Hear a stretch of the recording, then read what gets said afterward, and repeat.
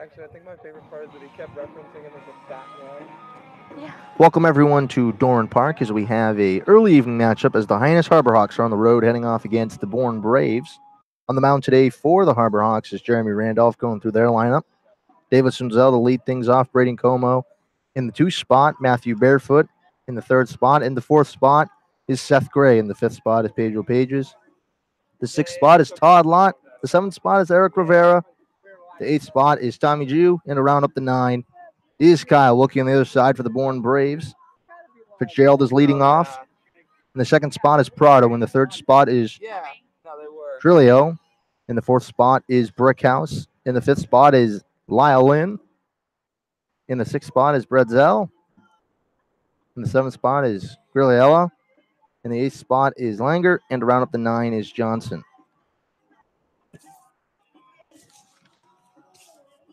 And the pitcher today for the Bourne Braves is number 8, Jared DeSussy. Some around the league scores here is there are some games that have started, others that have not. Starting at 6 o'clock in Katuitt, they'll be facing off against the Brewster Whitecaps. Also at 5 o'clock, or at 5 o'clock, actually, it's already started. The Orleans Firebirds and the YD Red Sox will get a score for you up here quickly. Here at Doran Park, the Hyannis Harborhawks against the Bourne Braves. In the top of the 4th, the Brewster Whitecaps currently lead the Katuitt Kettleers it is tied 2-2 in the top of the 4th. In the top of the 3rd, the Orleans Firebirds are up against the YD Red Sox 3-1. Pregame here in Bourne. At 6 o'clock, the Wareham Gatemen face off against the Falmouth Commodores. And the last game of the night will start at 7 o'clock between the Harwich Mariners and the Chatham Anglers. Well, that's going to do everything here on the pregame show here at Doran Park. After a break, I will send it over to Chris Lucey and Lyle Goldstein. They're going to have the call today. Thank you, everyone, for listening to the pregame show here on the Hyannis Harborhawks Digital Network.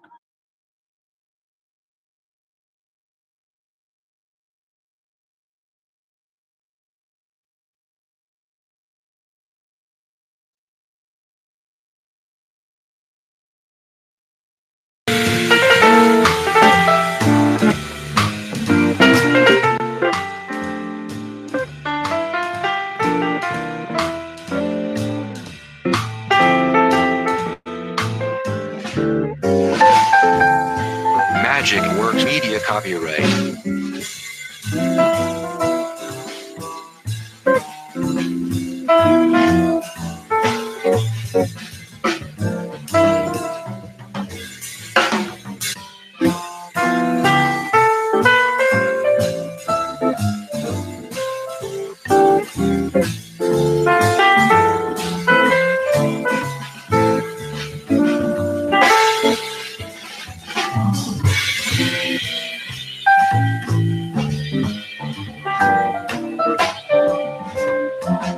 Magic Works Media copyright.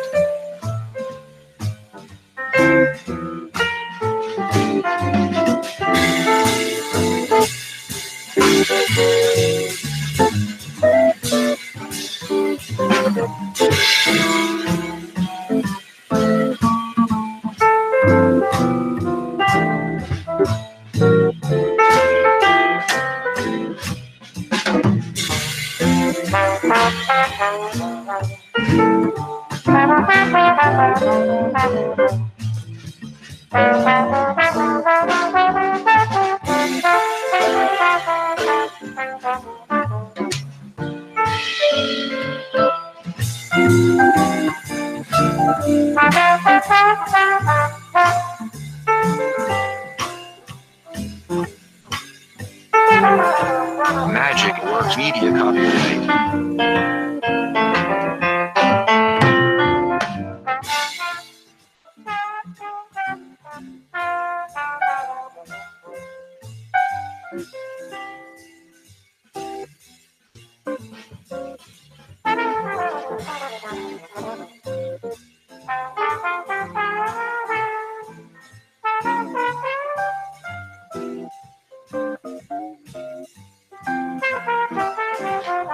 Magic Works Media copyright.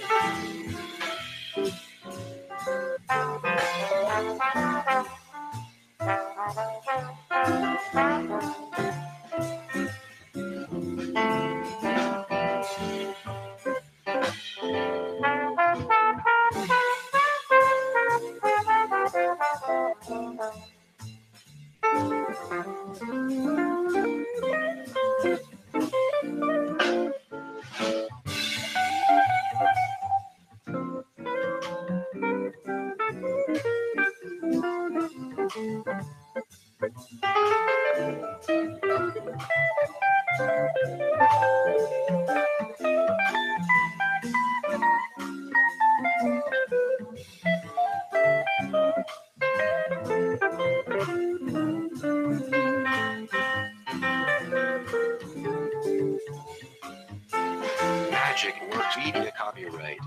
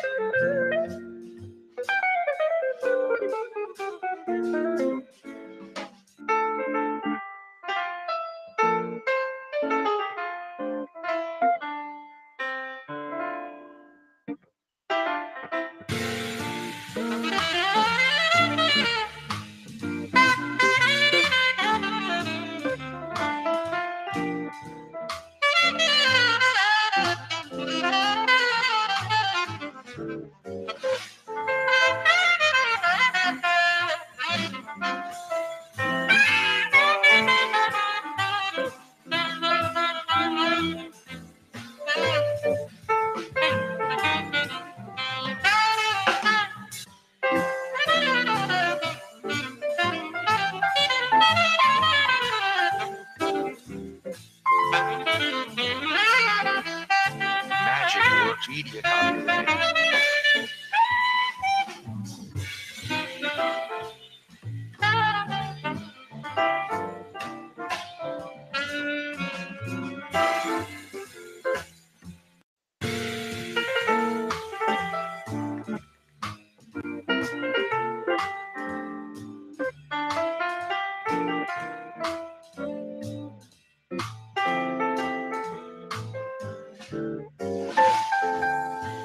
Magic Works Media copyright.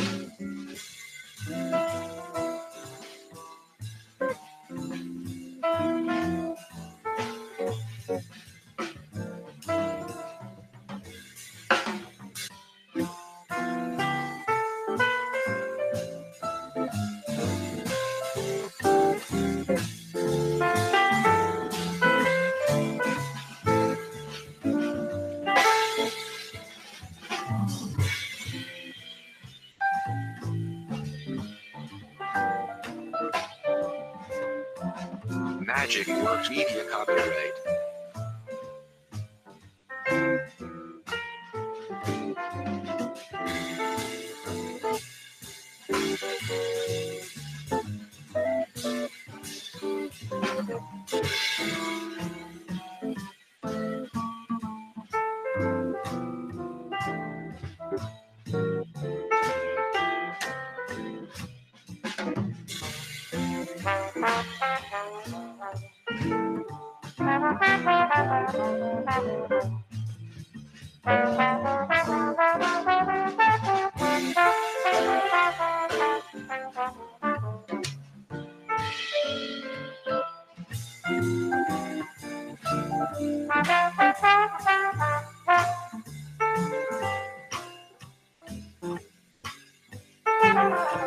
Magic Works Media copyright.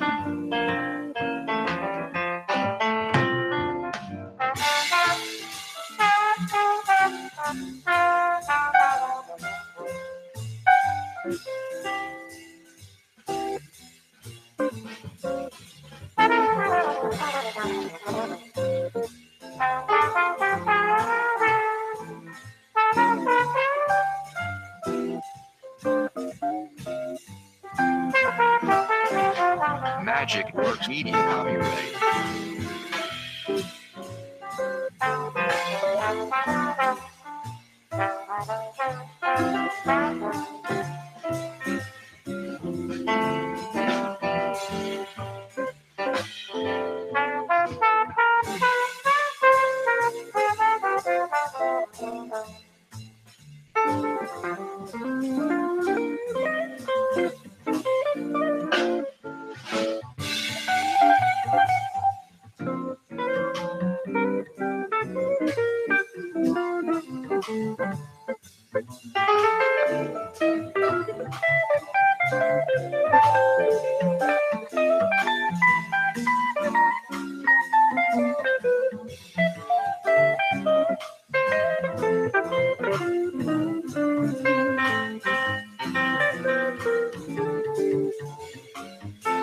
Magic Works Media copyright.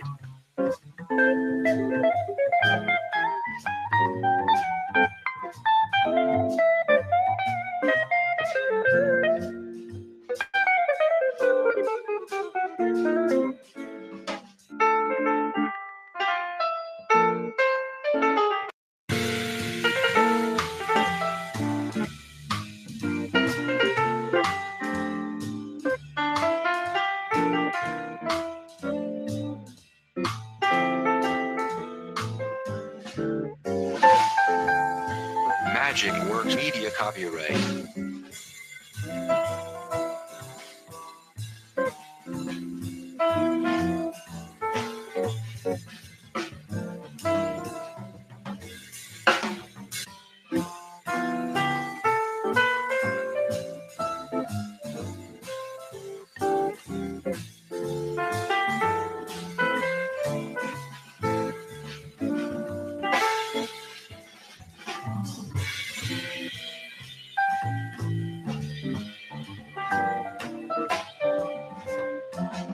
Magic Works Media copyright.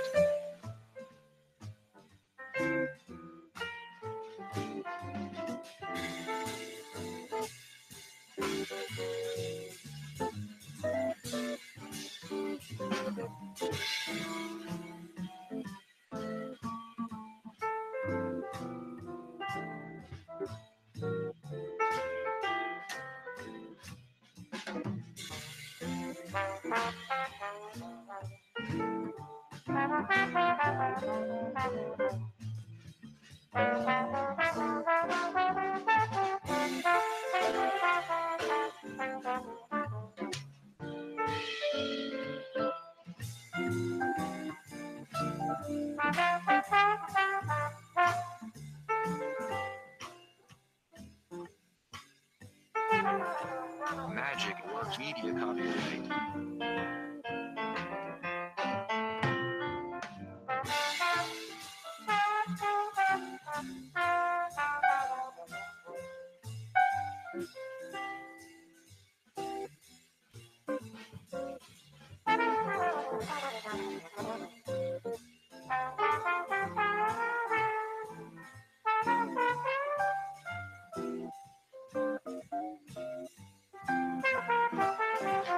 Magic Works Media copyright.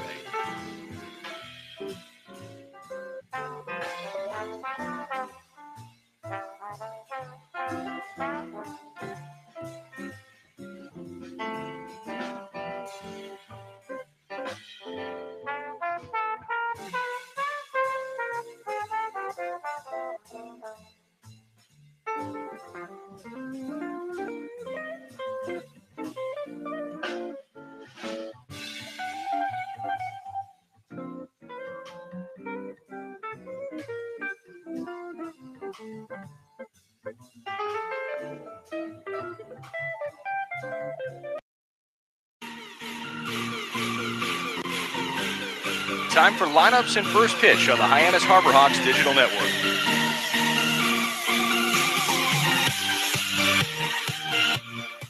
Game number 37 for the Hyannis Harborhawks comes from Doran Park here in Bourne, as the Harborhawks look to take the 5th game of the series between themselves and the Braves, and do so before possibly the skies open up here in Bourne, Massachusetts. Hello, everybody. Alongside Lyle Goldstein, I'm Chris Lucey. And Lyle, today the Harborhawks come in with a bit of wind in their sails, not only at their backs on a blustery day here at Doran Park, but they were able to take a big win against the Commodores yesterday. And now they take the field against a Bourne Braves club that has lost, they've only won 2 of their last 10 games. How does Hyannis's momentum play into what's going to happen out here today on the field? Well, they've just had Bourne's numbers so far this season, and they've done a good job scoring early against them. pitching's been solid for the Hyannis ball club. So I think for Hyannis, again, the key tonight is score and score early like we talked about at the end of last night's ball game. Because against the Commodores, who they've struggled against in the Western Division, scoring early really seemed to help them prevail.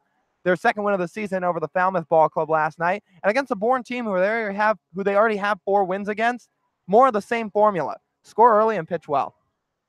Pitching for the Bourne Braves to get this thing started is Jared DeCesare out of George Mason, the junior, 5'11", 195 pounds, has been an all-star this year for Bourne. Lyle, what is it about him that makes him so lethal? I think just his ability to pitch to contact and his ability to keep the ball in the zone. This is a guy that has just 2 walks in 31 2/3 innings pitched. He'll be making his 6th start of the summer, 7th appearance, and a 3.12 ERA. So DeCesare, him and Justin Lasco have been the bread and butter of the Bourne Braves pitching staff this season. Davis Wenzel leads things off for the Harbor Hawks. DeCesare comes to the set. The righty deals to the righty. First pitch strike right at the knees over the inner half of the plate. We're underway here from Doran Park. Game number 37 on the season. DeCesare from the low set again. From the windup, he deals a pitch that's cut in on the hands and served out towards center field past the diving shortstop in Prado into the outfield for a base knock. Davis Wenzel squares up around first base, stopping there. And that's a leadoff hit for Hyannis. Still scoreless here from Doran Park. This game just underway moments ago, but Davis Wenzel starting it off about as well as he could, picking up his 34th hit of the season in only 132 at-bats. Braden Como coming up after him. He plays second today out of Rice. Matthew Barefoot's DHing in the 3rd spot. We'll take you around the rest of the batting order after DeCesare deals the first pitch to Braden Como with the runner on first. No score here from Doran Park, and the pitch. Cut on and a grounder over towards second base. This one chasing Fitzgerald in towards the grass. He just throws on to first while Davis Wenzel advances to second base. So 4-3 ground out is the first out of the game for the Bourne Braves, but Davis Wenzel in scoring position to get things started with Matt Barefoot coming to the plate. Number 28 from Hottest hitter in Cape Cod right now, swinging a .397 batting average coming into this game, 116 games played, 116 at-bats on the season, in 34 games played. He's at the right side of the plate. Campbell Camel trying to drive in the Baylor Bear at second base. DeCesare to the set, and the pitch. Cut on and nicked foul. That one gets off the netting in front of the Bourne Braves dugout. Count 0-1 on Barefoot. Hitting behind him is Seth Gray, third baseman out of Wright State. Pedro Pages, the first baseman out of Florida Atlantic in the 5 spot. Todd Lott out of UL Lafayette in the 6 spot, playing right field. Eric Rivera, again out of FAU, in left field, batting 7th. Tommy Jew in the 8 spot out of UCSB in center field. And now DeCesare sets and deals the 0-1. Hacked on and missed at the off-speed offering. 0-2 now the count on Barefoot. And rounding off the 9 in the catcher's spot, Cal Wilkie out of Clemson. Catching today for DeCesare is Cooper Johnson out of Ole Miss. We'll take you around the infield and outfield for the Bourne Braves while we're at it. Spencer Brickhouse out of East Carolina is at first base. Tyler Fitzgerald again out of Louisville at second. Now the 0-2 to Barefoot. Cut in on the hands and sent foul towards the on-deck circle where Seth Gray flips the ball to a bat boy. At third, Jared Triolo out of Houston, playing short today for Bourne. Anthony Prado out of UConn. Out in right field, Jake Gorella, a new addition to this Bourne ball club. In center field, Ashton Bardzell, playing his college ball at Hartford. And now the 0-2. Called a ball low and away on the off-speed pitch from DeCesare. Count now 1-2. No score yet from Doran Park, just underway here. Only 1 away in the top of the first inning. Hyannis and Bourne squaring off for the 5th time this season. DeCesare comes to the set. 1-2 the count. Here's the pitch. High and tight, and it beans Matthew Barefoot. So with 1 man down, there's 2 men on for the Harbor Hawks. Wenzel reached with a single, advanced on a ground out by Braden Como. And now Matthew Barefoot takes first base with a hit by pitch. Not common for DeCesare to give up many free passes, but after getting ahead in the count to Barefoot, just puts one right on his back and front shoulder area, and Barefoot reaches base and continues that streak that he's kept all season of reaching base in every game he's appeared in. Seth Gray at the left side of the plate now. First lefty of the day for DeCesare. The righty deals a ball low and inside. Count 1-0 now on Seth. Finishing up the outfield, you had Marcello in center, and then out in left, David Langer, another Yukon product. Overcast day here at Doran Park, the 1-0. Caught a strike over the outer half of the plate, count 1-1. Seth Gray playing his college baseball at Wright State University. Has a .287 batting average and 94 at-bats this season, 27 hits, 31 games. 1-1. Hacked on and missed at an off-speed offering for strike 2. One away here in the top of the first inning. No score between Hyannis and Bourne, but the Harbor Hawks with 2 men on base. A little something cooking here with only 1 down in the top of the first inning. Wind blowing in here at Doran Park. Sun starting to poke out through some ominous clouds over in the distance. The 1-2. Hacked on and missed for strike 3. Seth Gray goes down swinging, and there's 2 away here in the top of the first. Still 2 men on. First strikeout of the day for Terzer. That'll be his 26th K of the season. Number 37 from Florida Atlantic, Pedro Pages. Pedro Pages coming to the plate now for the Harbor Hawks. 0-0 the score here from Bourne. Hyannis trying to strike first. They have runners on first and second, but Pedro Pages, possibly the last hope of the inning. Pedro's swinging a .265 average on the season, 102 at-bats, 27 hits, 28 games played. He's an all-star this year. The pitch. Called a strike on the inside part of the plate from the righty on the mound. Wearing his white home uniform, red sleeves, red lettering across the chest, white pants with a red pinstripe down the leg. And the 0-1. Another strike low and inside. Count now 0-2. John Jordan making the calls behind home plate. Dave Vivieros is down the first base line, and Tom Carey down the third base line.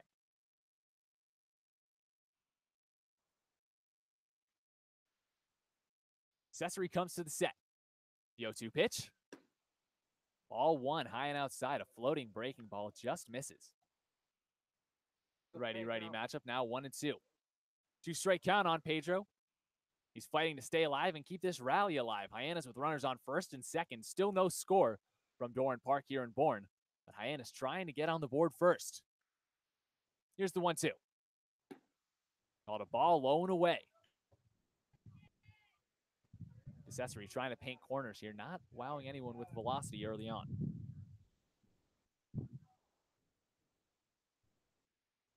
Do the count.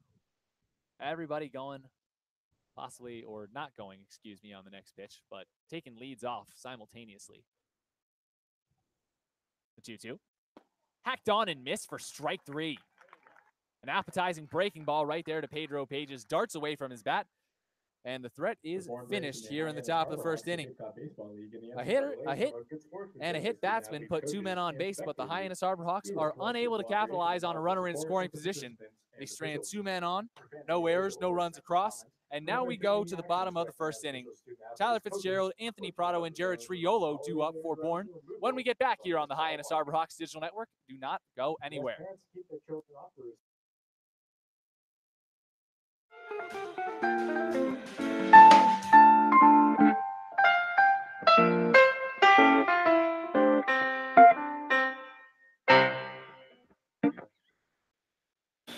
In combination with the Hyannis Harbor Hawks and Ocean Street Studios comes a brand new show bringing you everything Harbor Hawk. This is Birds the Word, a comprehensive new way to engage with your favorite summer ball team.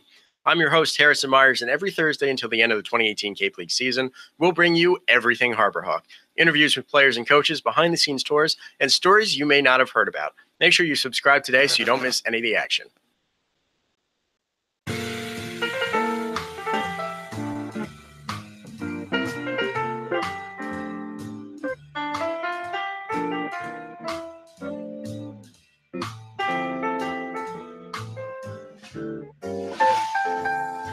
Magic Works Media copyright.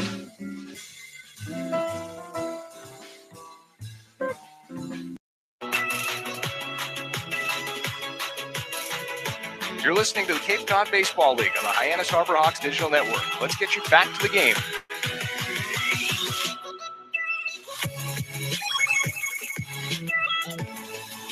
game number 37 on the season for the Harbor Hawks, coming to you live from an overcast day here at Doran Park. Hyannis trying to take their 5th win of the season against the Bourne Braves. Alongside Lyle Goldstein, I'm Chris Lucey. Jeremy Randolph on the mound today on the Hyannis Harbor Hawks Digital Network, getting a spot start. And he'll face off against Tyler Fitzgerald to start things off in the bottom of the first inning. Righty from Wright State on the mound. Right from Louisville at the plate, and the first pitch is cut on and served high in the air out towards the gap in left center field. Tommy Jew coming in from center, and it dunks right in front of him as Davis Wenzel, tracking back from shortstop, is the first man to field the ball. He flips it into the infield, and that's a leadoff hit for Tyler Fitzgerald. Quick start here in the bottom of the first inning. Hyannis traded 2 men on base in the previous frame, and now there's a runner on to start off the bottom of the first for Bourne. Anthony Prado coming to the plate now. He's at the right side as well. Double play depth from the infield. Randolph to the set and the pitch. Inside. Ball 1 on the pitch that almost got a piece of Prado. Today's shortstop out of UConn had to lean back to get out of the way. Snap throw over to first. Tyler Fitzgerald dives back in safely. No tag from Pages. He's playing first today. Catching Kyle Wilkie. Over at second base for the Harbor Hawks, Braden Como out of Rice. At third base, Seth Gray out of Wright State, and Davis Wenzel at short. As the 1-0 is a called strike, breaking ball over the outer half of the plate. Count now 1-1. Going around the outfield for you. In left field is Eric Rivera out of Florida Atlantic University. In center field is Tommy Jew out of UCSB. And in right field, Todd Lott out of UL Lafayette. 1-1 the count. Prado at the plate. Randolph on the mound, the pitch. Cut on and a grounder over to Wenzel at short. At one hops him. He throws after getting the ball on a second for 1. On to first, and the throw not in time from the second baseman Como. Anthony Prado beating out a fielder's choice, but Tyler Fitzgerald going down 6-4. There's 1 away in the bottom of the first inning. The third baseman, number 31 from Houston. Still no score here at Doran Park. 1 away in the bottom of the first. Prado on first with that fielder's choice. Jared Triolo in the 3 spot out of Houston. Coming to the plate now. He's at the right side. Runner on, 1 away. Randolph to the set. Righty deals. A pitch that's cut on and served right up the middle to Braden Como. They get the second try at the double play. Como to second for 1, on to first from the throw on Davis Wenzel. Gets the speeding runner in Triolo. And that's your first inning right there. Thank you for coming out to the ballpark tonight. After allowing a leadoff hitter, Jeremy Randolph faces the minimum here in the bottom of the first inning. And now we go to the top of the second. Coming at you in a hurry on the Hyannis Harbor Hawks Digital Network. Todd Lott, Eric Rivera, and Tommy Jew are due up in just a few moments after we take a quick break here.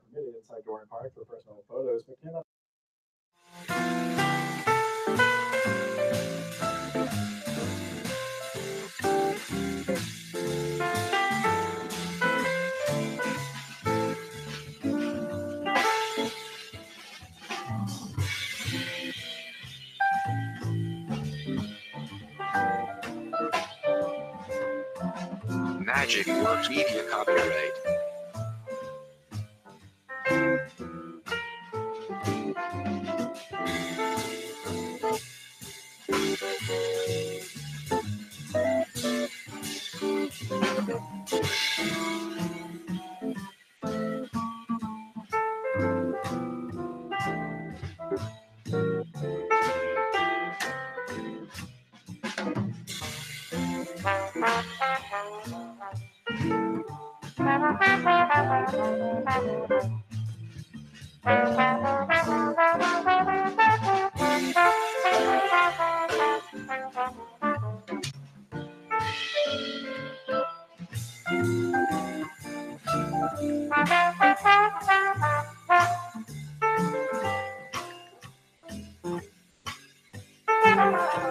Magic Works Media copyright.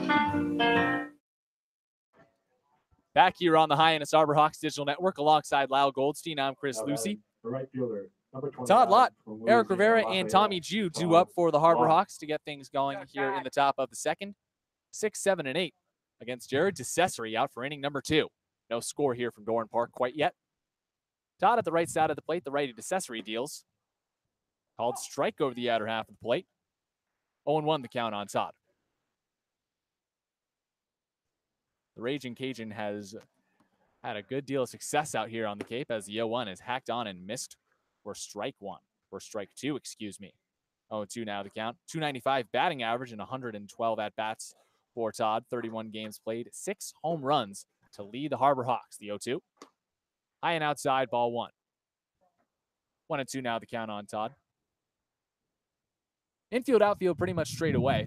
Albeit the outfielders playing a smidge back for the power hitter as the 1-2 is cut on and grounded up the left side and into the backhanded stab of Prado, who throws across the diamond, and Todd Lott beats out what could have been a sensational play for a leadoff hit here in the top of the second inning. Todd Lott flashing a little bit of speed with that 6'4", over 220-pound frame, getting up first base in a hurry. Prado made a nice backhand on it, having to move way off to his right out into the edge of the grass out in left field. A strong throw over to first in Brickhouse, but like you said, Lott moving down the line pretty good, and he beat it out by just about a half a step. Eric Rivera at the right side of the plate now. Todd Lott taking a quick little lead off of first base, held on by Spencer Brickhouse. 2 All-Stars over on the right side of the infield there for the Bourne Braves. Todd wasn't able to muster a hit in the All-Star game, but Brickhouse had himself a day. 2 for 2 with a double and a home run. He was the MVP of the 2018 Cumberland Farms Cape League All-Star game. Eric Rivera at the right side of the plate. Accessory has yet to throw him a pitch. Nobody down, a runner on first. Here's the pitch. Called a strike. Little off-speed offering over the outer half of the plate, and the count's 0-1. Eric's batting .216 in 74 at-bats this season, 16 hits, 30 games played. Only 9 strikeouts to go along with that. He's a very disciplined hitter. The 0-1. High and outside for ball 1.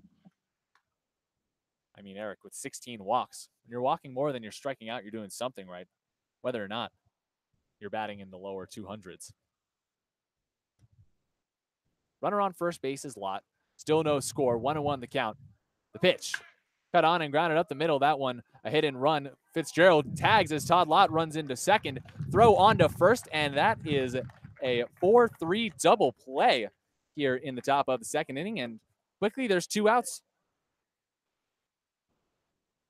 No batting. The center fielder, number 13. Well, a nice play there from Tyler Fitzgerald. Moved off to his right on a first step. Todd Lott making a slide into second, but Fitzgerald staying with it to apply the tag and then still make a strong throw across his body for a nice double play, and catches a break for DeCesare.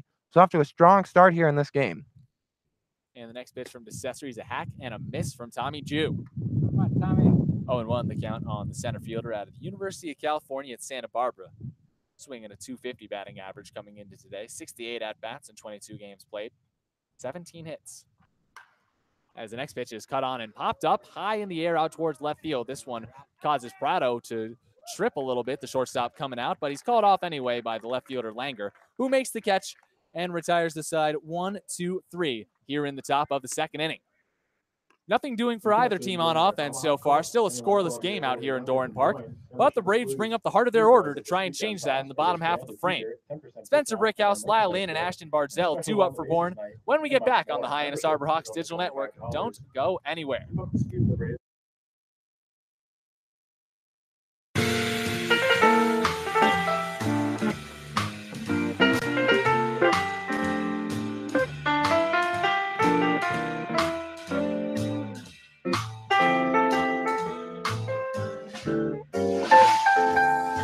Magic Works Media copyright.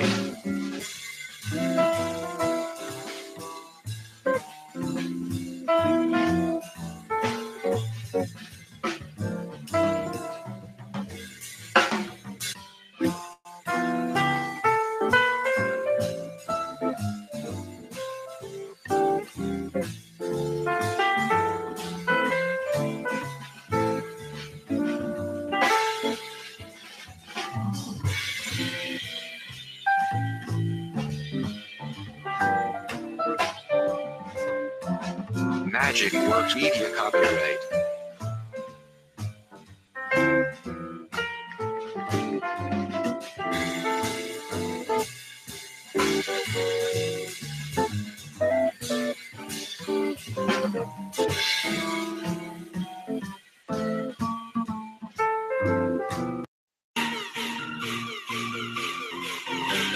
You're listening to the Hyannis Harbor Hawks on the Hyannis Harbor Hawks Digital Network.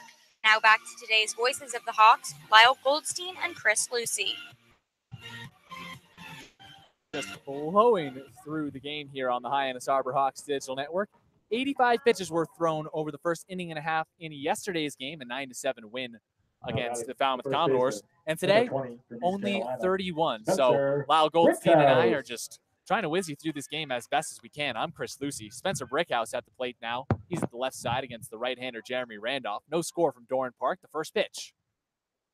Called a ball, and the job of the second inning is underway. Overcast day here. Rain in the forecast coming around 7 o'clock, so seems like everybody has that in mind as they're moving this game along. The 1-0. Cut on and fisted high and foul down the third base line. The catcher Wilkie throws his mask off low and towards the line, but the ball falls way out of play.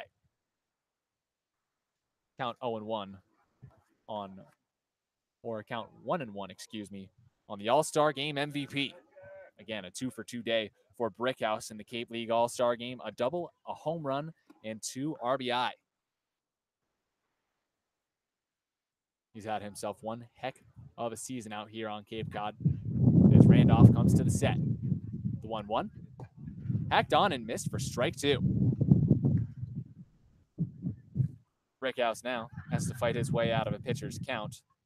Batting .250 on the season. Struck out 40 times. Trying to avoid strikeout number 41 here. Here's the 1-2. High and outside. Gets away from Kyle Wilkie. But Wilkie gets a fresh pearl from John Jordan. Throws it out to Randolph. And the count just advances to 2-2. Middle infielders on the outfield grass. Pedro Page is playing the line down the first base side. Pedro is an all-star as well, so he's pretty familiar with Mr. Brickhouse at this point. The 2-2. Bouncer. Count now 3-2. Little breaking ball from Randolph. Finding its way to the dirt. The wind is blowing out here in Doran Park. Nothing really flying off the bats yet, though. The 3-2. Hacked on and missed for strike 3. Got to make contact to take advantage of that wind. That's a strikeout for Randolph there, his first of the game. And the Harbor Hawks have an out here in the bottom of the second inning. Well, that's exactly what Jeremy Randolph does, and we know that strike guys out. He comes into today with 41 punch-outs, and his 42nd right there. In his last start, you saw Randolph punch out 5 guys. He's got 5 or more in his last 6 starts. Didn't even get to give you the numbers on Randolph. This game went so fast as he throws the first pitch to Lyle in. That's fouled off right behind us. One away here in the bottom of the second inning. Scoreless from Doran Park. Hyannis and Bourne battling it out for the 5th time this season. Hyannis has won all 4 previous matchups as Randolph comes to the set. And the 0-1 pitch. Called a strike over the outer half. A nice little breaking ball. And again, season numbers on Randolph, albeit a bit belated. 2-0 record, 3.30 ERA in 30 and now 31. And a 3rd innings pitched. The 0-2. Hacked on and missed for strike 3. Lyle Lynn sees 3 pitches and chases high heat on the 3rd one for the 2nd out of the inning. Strikeout number 12 on the season for the junior out of Arizona State. 2nd one of the game for Randolph. The center fielder, number 30 from Hartford, Ashton Bartell. Ashton Bartell coming up to the plate in the 6th spot. Center fielder out of Hartford. Has to try and scrape a little offense together here for the Braves, who have just been silent so far as the first pitch is called a strike over the outer half of the plate. A nice little breaking ball from Randolph, setting the outside corner nicely. Jordan's been a fan of that corner early on today. The 0-1. High and tight for ball 1. Outfielders playing a little bit back, possibly playing the wind. Blowing out and also a little bit over towards left field as well. Only 330 feet out to left, the 1-1. Ball 2, low and away. Breaking pitch doesn't quite catch the outer part of the zone. About 300 feet out to dead right field. That'd be a tough mark to hit today. The 2-1. High and tight for ball 3. Again, with the wind blowing more left to right and out as well. But definitely a lot more right to left, as we see the flag out in right center field, just blowing crazily out towards the left field foul pole. The 3-1 hacked on and missed for strike 2. And it is a loaded count on Ashton Bardzell. The man out of Ramsey, New Jersey, going into his senior year at Hartford's batting .279 coming into this game. And the payoff pitch. Cut on and nicked foul off the screen behind home. Count remains 3-2. 2 away, no one on. And this game's still scoreless from Doran Park. Thank you for spending part of your evening with us here on the Hyannis Arbor Hawks Digital Network. Alongside Lyle Goldstein, I'm Chris Lucey. Randolph to the set. Getting ready for the payoff pitch. Here it comes. Ball 4, low and away. Jeremy Randolph surrenders his first base runner of the inning after getting 2 punch-outs to start the frame. Top of the second, 2 down, no score. And there's a runner on first for the Braves. Jake Garella. Jake Garella coming up to the plate now. Only been on the Cape for a couple of days. A late addition to a Bourne Braves ball club that has given itself a major facelift over the last couple of days as they just try and see if they can edge their way into the playoffs. Runner on first base. Righty-righty matchup and the pitch. Called a ball high and outside. Fastball misses the spot and the count's 1-0. Garella in only his 3rd game. He's got 10 at-bats, but 3 hits. Off to about as good a start as you can have. The 1-0. Called a ball low and away, count 2-0. And Garella's coming off of a sensational year at St. Louis, where he was first team All-A-10, swung a .352 batting average with 49 RBI. Trying to replicate that success on the Cape. A 2-0 count and the pitch. High and outside for ball 3. Randolph missing with 2 fastballs in this count. 3 balls, no strikes. Runner on first base, 2 down here in the top of the 2nd inning. No score from Doran Park as the Harbor Hawks are looking to maintain a scoreless tie going into their frame of the 3rd. 3-0. Ball 4. 4 pitches and 4 balls for Jeremy Randolph. That's his 2nd consecutive walk after starting the inning with consecutive strikeouts. First runner of the game moving into scoring position for the Braves with 2 down here at the bottom of the 2nd. And now David Langer's coming to the plate. David Langer. Well, not often you see Randolph struggle with his control, but often, sometimes with power pitchers in general, not too often with Randolph, but sometimes with these power arms, stuff will get away from him a little bit. More the case with the right-hander from Wright State in these last couple of batters. But should be able to just settle down a little bit, start to command his pitches. He had a quick meeting with Kyle Wilkie. The righty comes to the set, deals to the righty at the plate. Breaking ball that just misses that outer corner. 1-0 the count. 211 batting clip on the Cape League season for Langer. Playing at Connecticut, but he was born in Berkeley, California. 211 batting average, 6 games, 19 at-bats. Randolph coming to the set, looks back the runner at 2nd and deals. Called strike over the inner half of the plate. The infield has shifted around a little bit. Braden Como shaded more towards 2nd base to try and cover the runner in Bardzell, who had a 2-out walk. Pedro Pages not covering first base as Jake Garella stands on first. He also had a 2-out walk following up Bardzell. 1-1. Called a strike over the outside corner, and the count's 1-2. So Randolph, after 2 strikeouts and 2 walks, thrown a lot of pitches in this inning, but could find himself out of it with just 1 more strike. Still 0-0 here from Bourne, Massachusetts. Randolph coming to the set. The 1-2. Hacked on and missed for strike 3.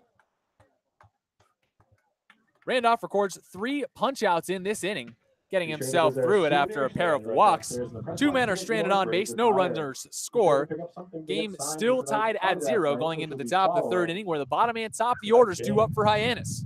Cal Wilkie, Davis Wenzel, and Braden Como to come to the plate when we get back on the Hyannis Arbor Hawks Digital Network.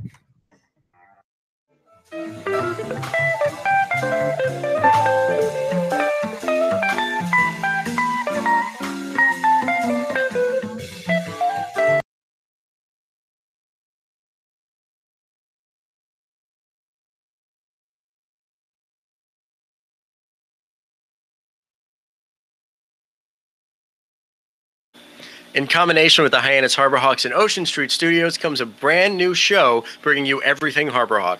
This is Birds the Word, a comprehensive new way to engage with your favorite summer ball team. I'm your host, Harrison Myers, and every Thursday until the end of the 2018 Cape League season, we'll bring you everything Harbor Hawk.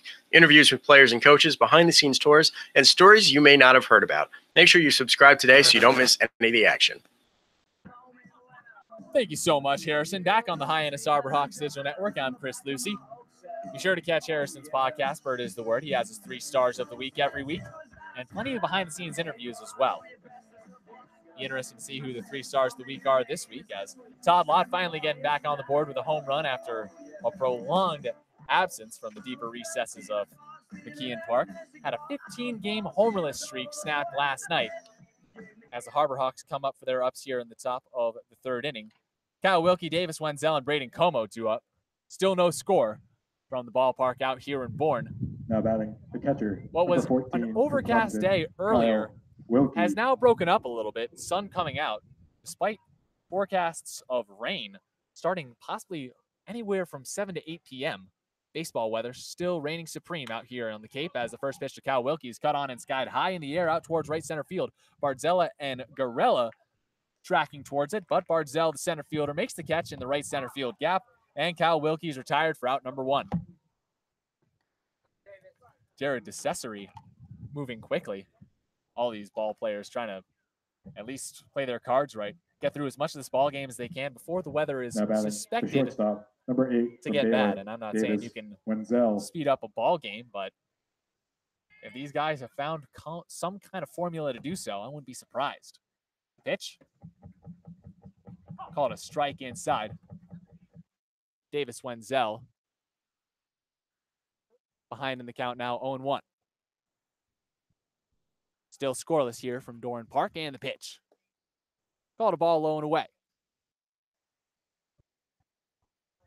1-1 now, the count even on Davis.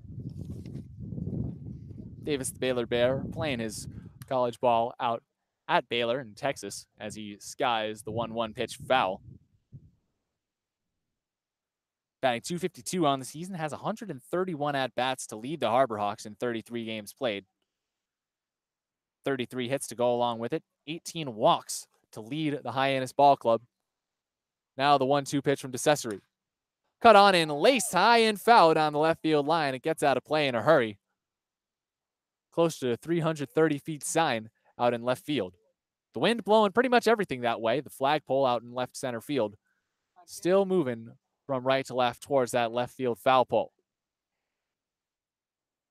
1-2 the count. Jared DeCesare working quickly. Already 1 out here in the top of the 3rd, and the pitch. Ball 2 low and away. Both DeCesare and Randolph loving that lower outside corner. They've gotten a couple of calls from John Jordan over it, but nothing recently. The 2-2. Cut on and roped up the left field line. That bounces in for a base hit. Davis Wenzel rounding first, going for 2. The ball gets away from the left fielder Langer as Davis Wenzel cruises into second base. Langer digs it out of the corner, relays it into the infield. But Wenzel already into second base, standing up. Will go no further than that, and that's a leadoff double to start things here in the top of the 3rd inning.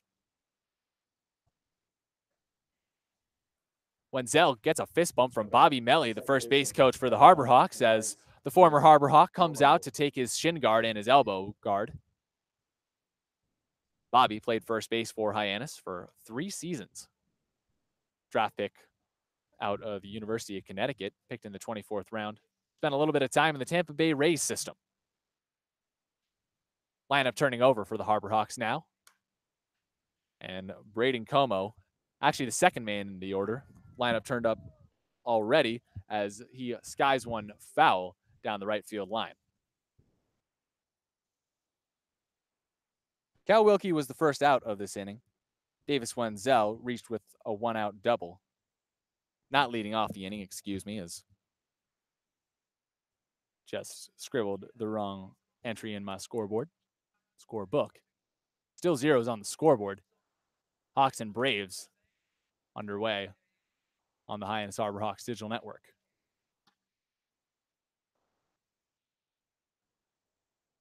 The 0-1. Called a ball low and away to Braden Como. Second baseman out of Rice. 0 for 1 today, grounded out 4-3 in the top of the 1st inning. Hyannis making its second trip through the order. 1-1 count from DeCesare. Davis Wenzel dancing off of second base as DeCesare has to step off the rubber to keep him honest. Davis still with a big lead off the second base bag as DeCesare comes to the set and deals the 1-1. Called us a ball low and away. Count now 2-1. A little bit of a delayed call right there from Jordan. Count now 2-1 on Braden.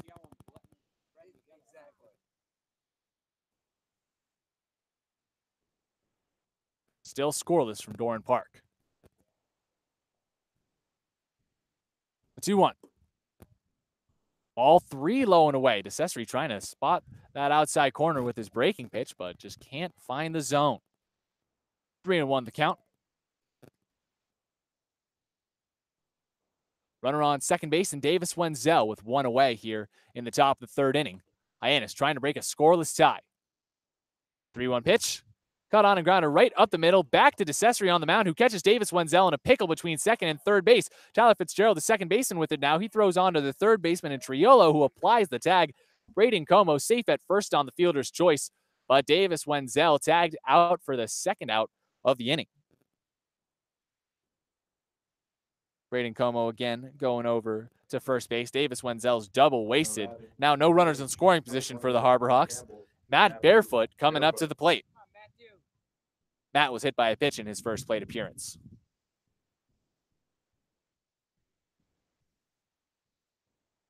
So the two leadoff men in this inning squandered in a flyout by Wilkie and then that pickle from Wenzel as Braden Como takes the lead off of first base and Matthew Barefoot flies one down the right field line and it just lands foul beyond the chalk line out down the right field line.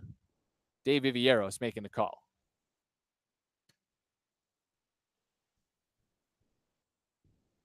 Matthew Barefoot taking his time to get his way back to the right-handed batter's box. Picks up his piece of lumber. The transition from composite bats in college to wood out here on the Cape, really not something that tripped Matt Barefoot up whatsoever. Said it felt a little bit strange in his hands early on, but obviously he got used to it pretty quick. The 0-1. Called a ball low and away. Snap throw back down to first. Braden Como slides in safely on the throw from Johnson. 1-1 the count, 2 away here in the top of the third inning. Hyannis trying to break into this game. It's 0-0 currently from Doran Park. Harbor Hawks with a 4-0 lead in the season series. And the 1-1. Called a strike low and outside. Matt Barefoot steps his front foot out of the batter's box. Take a little bit of time. Chad Gassman giving him a sign from the third base coaching box. Outfielders playing a little bit back on him. Runner on first base, 2 away, 1-2 count. No score in the top of the third inning. Snap throw back over to first. Braden Como slides in safely. No tag from the first baseman, Brickhouse. Como happy to be getting his uniform dirty again. Missed a couple of games earlier on this year. The 1-2. Braden Como goes, and Matt Barefoot swings and fouls the ball off behind home. Count still 1-2 as Braden Como has to retreat to first base. The manager for the Braves in Harvey Shapiro getting a little peek at the cards in Chad Gassman's hand. The hit and run not quite executed as Matt Barefoot was hoping. Because now he has to square up the 1-2 pitch again. Braden Como goes, and the throw is a ball low and away. Now a throw down to second base from the catcher. Johnson gets away from the shortstop, and now Braden Como moves his way down over to third base, stops up there. And without even swinging the bat, Matthew Barefoot gets the job done. Braden Como making his way over to third base after Prado went over to field the throw, but it got away from him. Cooper Johnson just thrown it a little bit too far over towards the right. 2-2 the count. 2 away. And the first run of the game, 90 feet away from scoring in Braden Como, who just advanced twice on that last play. The 2-2. Called a ball low and away. Matthew Barefoot able to hold up. No ruling on the play from the official score yet, but you can assume probably an E2 on the wide throw and then a stolen base for Como. Now the 3-2 pitch. Cut on and served just foul down the first base line. Looked like Matthew Barefoot was going to sneak one in the chalk line, but no dice on the call from Vivieros. Count remains 3-2. Matthew Barefoot fighting to stay alive and possibly bring Braden Como in to score the first run of the game for either team. It will get Hyannis out front to a 1-0 edge. This game's still scoreless from Doran Park. Rain in the forecast. No sign of it yet, but Hyannis still trying to get out front and beat the rain. The 3-2 pitch. Cut up, grounded up the middle, and that is through for a base hit. Braden Como comes in to score easily. Davis Wenzel, or Matthew Barefoot, rounding first base. And that is a 2-out knock for the Campbell Camel, an RBI knock at that. And the Harbor Hawks lead 1-0. Top of the third inning for the Harbor Hawks, where they finally get a run in. And that could play a huge factor in deciding the winner of this game if the rain starts to come down at any point. Gray at the left side of the plate. DeCesare throws ball one low and inside. Count 1-0.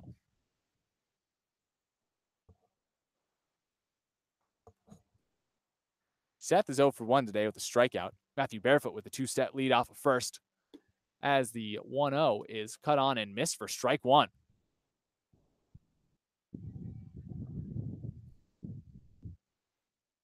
Two away here, 1-0 the score. Hyannis out front on the Hyannis Harbor Hawks digital network. Snap throw back over to first. DeCesare not able to beat Matthew Barefoot to the bag. No tag from Brickhouse. 1-1 the count. And DeCesare to the set again. The righty kicks and deals. A pitch that's cut on and served foul down the third base line. Jared Triolo ranges into foul territory to backhand it, but ball still ruled foul by the home plate umpire Jordan.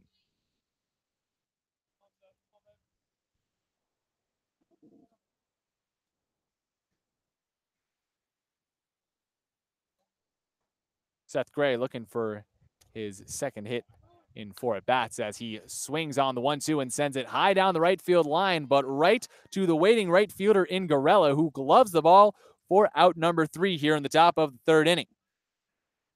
So the Harbor Hawks plate 1 run and take a 1-run lead over the Bourne Braves here in the top of the third on a pair of hits, and they leave 1 man on base. No errors, or 1 error in this inning on the catcher in Johnson.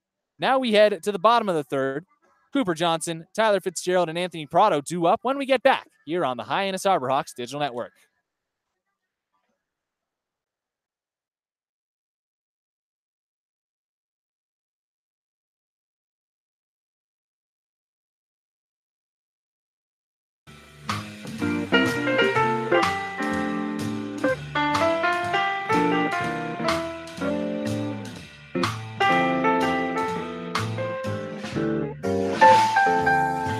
Magic Works Media copyright.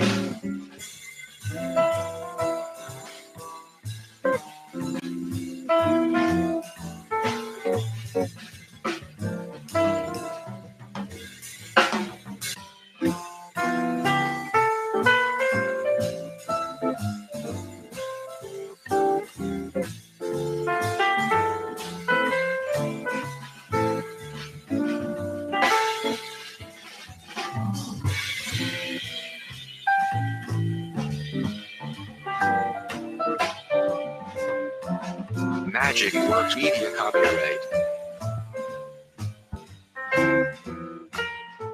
We're back here on the Hyannis Harbor Hawks digital network. Chris Lucey joining you here. 1-0 to score. Harbor Hawks out front as the bottom of the third is getting underway. Jeremy Randolph back out for inning number 3. Cooper Johnson, Tyler Fitzgerald, and Anthony Prado, the bottom and top of the order, 2 up for the Braves, trying to fight their way back into a tie or possibly a lead. Rain is in the forecast for tonight. We'll keep you updated here on the Hyannis Harbor Hawks digital network. They need at least 5 to make this an official game. And Hyannis has an early lead. And the first pitch is cut on and nicked foul by Johnson. First ups of the day for the catcher out of Ole Miss. 0-1 the count. Righty-righty matchup. Randolph out front early.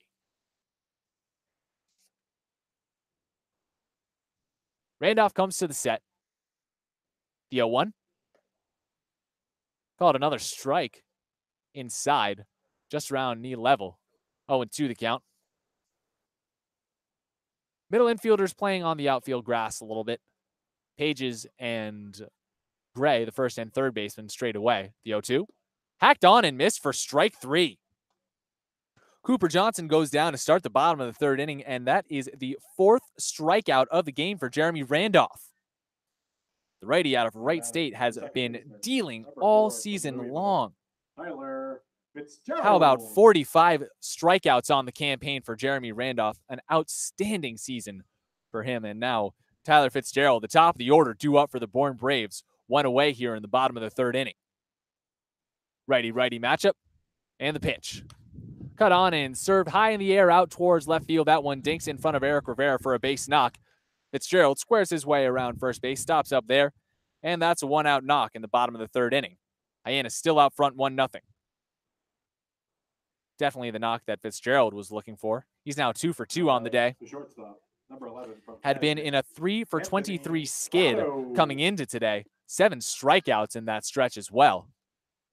Part of a Bourne Braves ball club that has really had a tough season after a spectacular one in the previous campaign. Now Anthony Prado at the right side of the plate, a runner on first. The pitch? Called a strike, low and away. Hooking breaking ball from Randolph, darting over the outer half of the plate. Count 0-1. This team won the Western Division last year, and right now dwells in last place in the West. The 0-1. Cut on, popped up, high and foul down the right field line. Gets out of play. Count 0-2.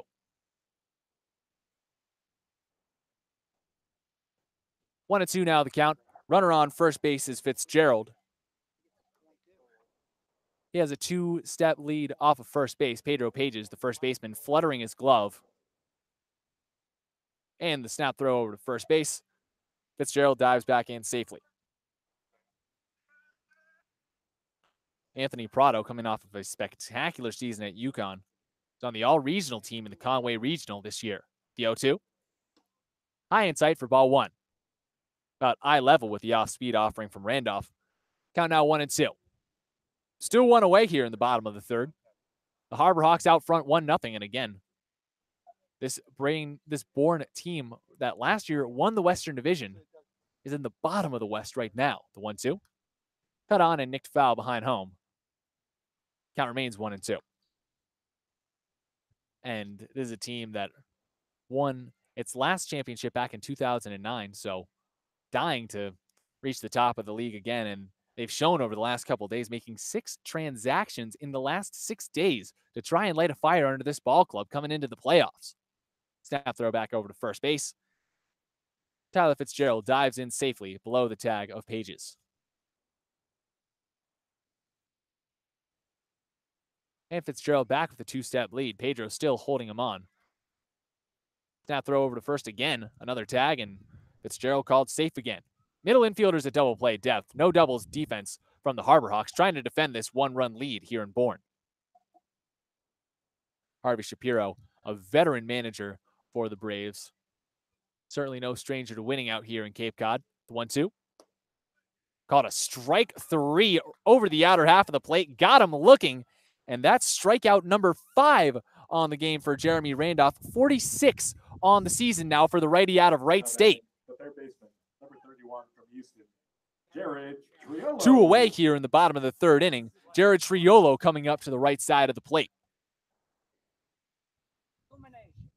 1 man on first base. 2 down in the bottom of the third. Pitch from Randolph. Hacked on and missed at some heat for strike 1. Triolo's 0 for 1 on the day. Prado drops down to 0 for 2 with that strikeout. Reached with a fielder's choice in the bottom of the first. Triolo, part of a big group of returning players from last year's very successful Braves ball club. Randolph to the set, the 0-1. High and tight for ball 1. Triolo was telling me the other day that the team got very close over their long playoff run last year and started a Snapchat group chat that continued into the offseason and then started blowing up around the winter when everyone found out they were all coming back for another season as the 1-1 has to wait for a throw over to first. Fitzgerald being held on. Now the ball back in the hand of Randolph. 1-1 the count, 2 away here in the bottom of the third. A runner on first. And the Harbor Hawks with a 1-0 lead over the Braves. The 1-1.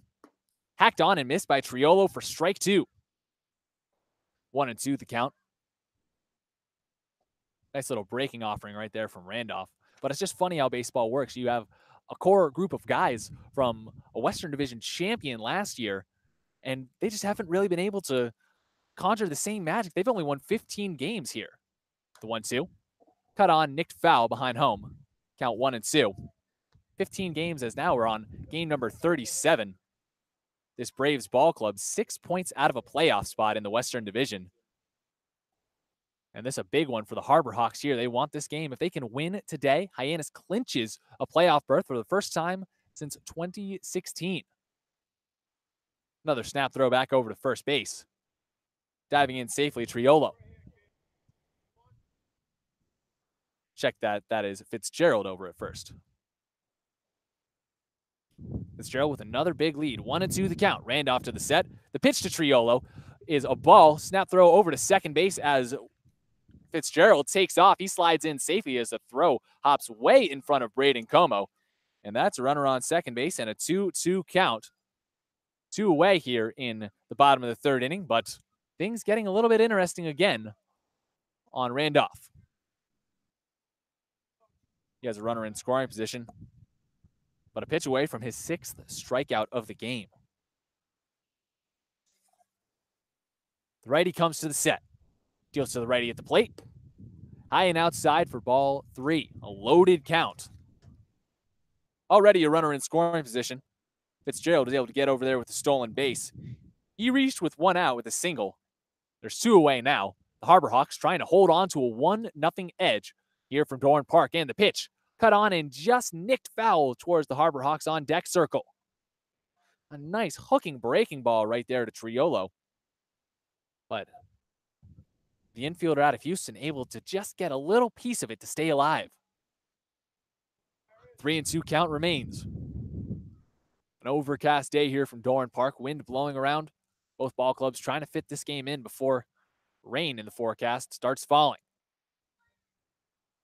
Randolph to the set. The 3-2 pitch. Called ball 4, low and away. A battle right there between Triolo and Randolph goes the way of the Houston Cougar. And now Spencer Brickhouse, the number 4 hitter in this Bourne Braves lineup, comes to the dish. Brickhouse swings a big bat. All-Star Game MVP this season. He's at the left side against the righty Randolph. Runners on first and second. 1-0 lead for the Harbor Hawks, and the pitch. Called a ball high and inside. Count now 1-0.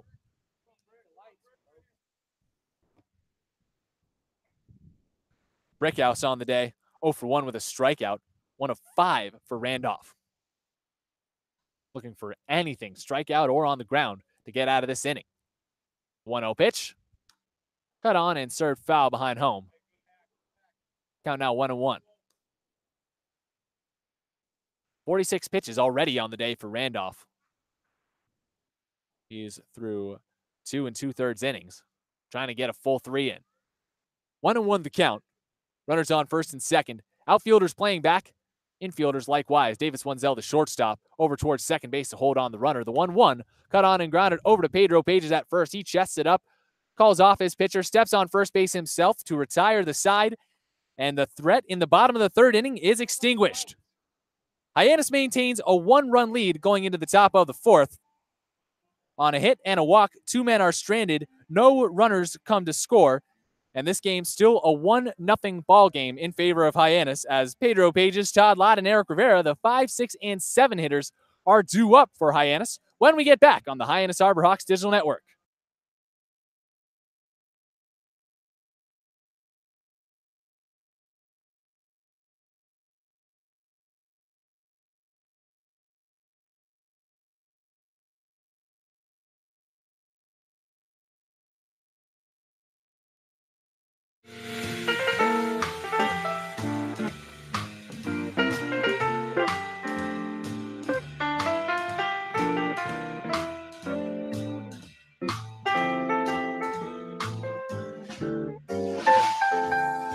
Magic Works Media copyright.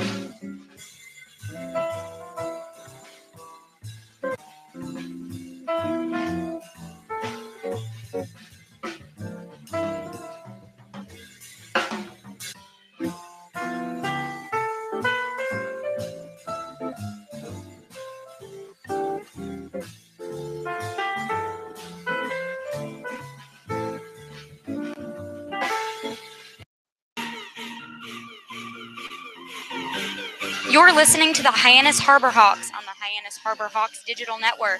Now back to today's voices of the Hawks, Lyle Goldstein and Chris Lucey. Back in the booth with Lyle Goldstein, I'm Chris Lucey. 1-0 lead for the Harbor Hawks here going into the top, of the fourth inning. Pedro Pages, Todd Lott, and Eric Rivera due up. Back out on the mound for the Bourne Braves, Jared DeCesare. Pedro Pages Trying to defend only a 1-0 deficit as Pedro steps up to the right side of the plate. He's 0 for 1 today with a strikeout. Lights starting to come on here, and the first pitch. Called a ball, low and away. 1-0 the count. Righty-righty matchup. Outfield, infield, straight away, the 1-0. Hecked on and missed for strike one. That low breaking ball over the outer half of the plate, fooling everybody today. Fooling most of the league, as DeCesare is an all-star this year and has made the most of his opportunity to play ball out here on Cape Cod. The 1-1. Hacked on and served foul behind home. Count now 1-2. A 1-0 edge worth its weight in gold right now for the Harbor Hawks, as rain is in the forecast. We'll keep you updated on how the weather goes out here at Doran Park. But Hyannis will definitely put a lot of importance on an early lead here, the 1-2. Cut on and a slow tapper up the third base line. This one is chasing the third baseman Triolo onto the infield grass. He backhand throws across and gets the speeding Pages for out number one here in the top of the fourth inning.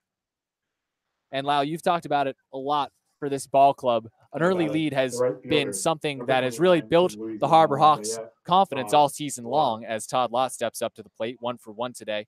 1 away here in the top of the fourth inning, 1-0 lead for Hyannis. Early leads are big for Hyannis, but especially today with the rain, you really just can't take anything into chance, as the pitch to Lott is called a ball high and outside. Yeah, I mean, they're out to a 1-0 lead right now. We've seen how good the bullpen's been for this Hyannis ball club throughout the duration of this season, but innings may be limited here. We'll have to see how the weather shapes up. As the 1-0 is cut on and sent high in the air out towards right field. This one is getting down towards the right center field gap. Barzell slides to make the catch, and he gets it right before it bounces off the turf.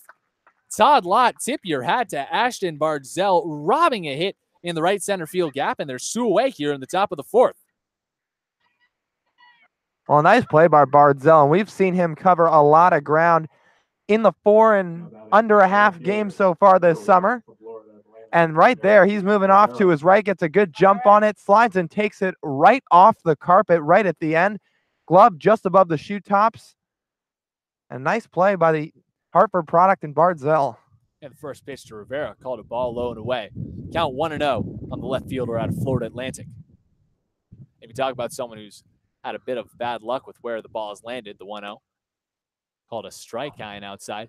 Count 1-1. It's a guy like Rivera who, as we mentioned, only has 9 strikeouts on the season. The only Harbor Hawk who gets everyday playing time with single-digit strikeouts, the 1-1. Cut on and served high in the air out towards center field. This one, again, getting right to Barzell, who goes to the track, gloves the ball, and that is out number 3, a 1-2-3 inning for the Harbor Hawks. Called the broadcasters jinx a rope from Rivera, but right to the waiting Barzell. Another out by contact for the outfielder out of Florida Atlantic. And now we go to the bottom of the fourth inning, where Lyle Lynn, Ashton Barzell, and Jake Gorella, the 5, 6, and 7 hitters, are due up for the Braves, trying to cut into a 1-0 deficit here from Doran Park. Back after this, here on the Hyannis Harbor Hawks Digital Network.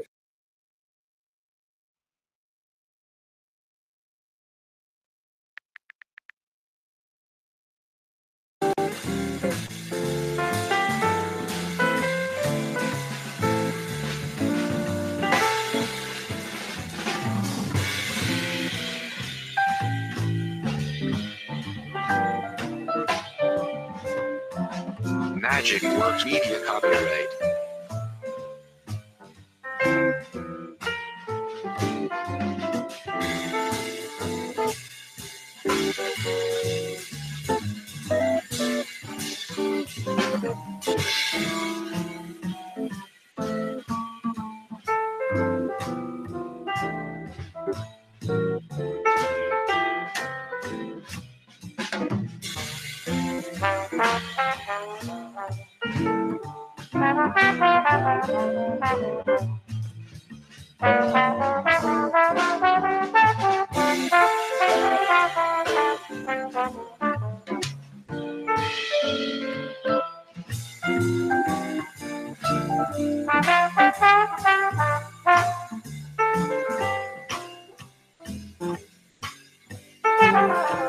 Magic Media copyright.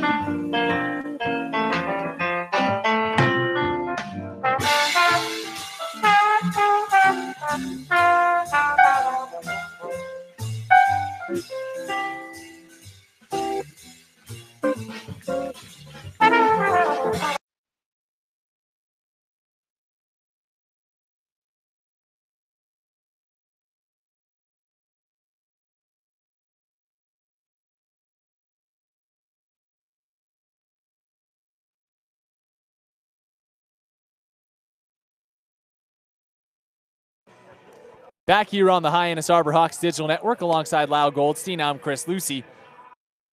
Chad Gassman making a move here to start things off in the bottom of the fourth inning. After 3 shutout innings of 2-hit baseball from Jeremy Randolph, 3 walks and 5 strikeouts to go along with it, he goes to Zach Cohn, the man originally tasked with starting this game, but because no one was sure how the weather was really going to cooperate, Lyle, Coach Gassman went to the bullpen before the starter to try and make sure he could get some work for Randolph before going to the man in Cohn, who would get the bulk of the game. Yeah, now Cohn coming in to relieve Randolph, like you said. Made a start out here at Doran Park earlier this season, and they picked up a win in that ball game. And now set to come on in relief, as he usually does, for a multi-inning appearance. Throws a first pitch ball low and away to Lyle Lynn to start his outing. Lyle's 0 for 1 on the day with a strikeout. Stands at the right side of the plate against the righty Cohn. Infield, outfield, straight away. Lights coming on here. The pitch cut on and nicked foul. Count 1-1. Bottom of the fourth inning, a 1-0 lead for the Harbor Hawks. Zach Cohn out to defend it.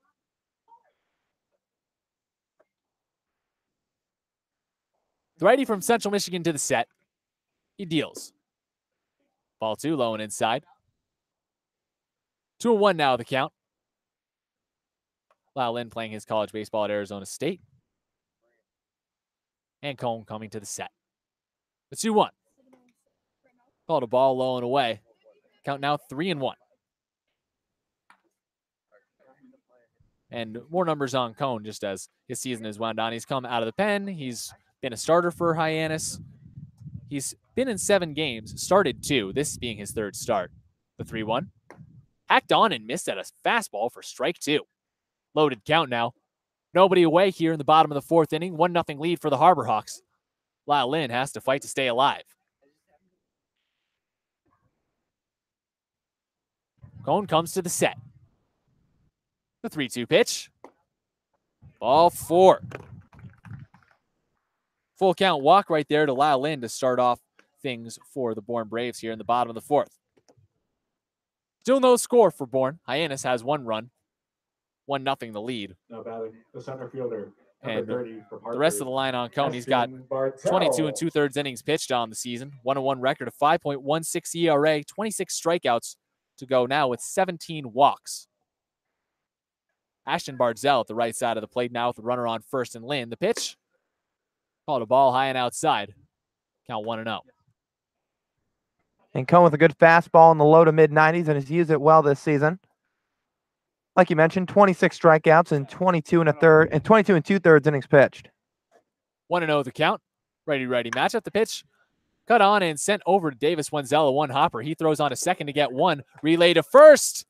And he is out. Ashton Barzell grounds into a 6-4-3 double play.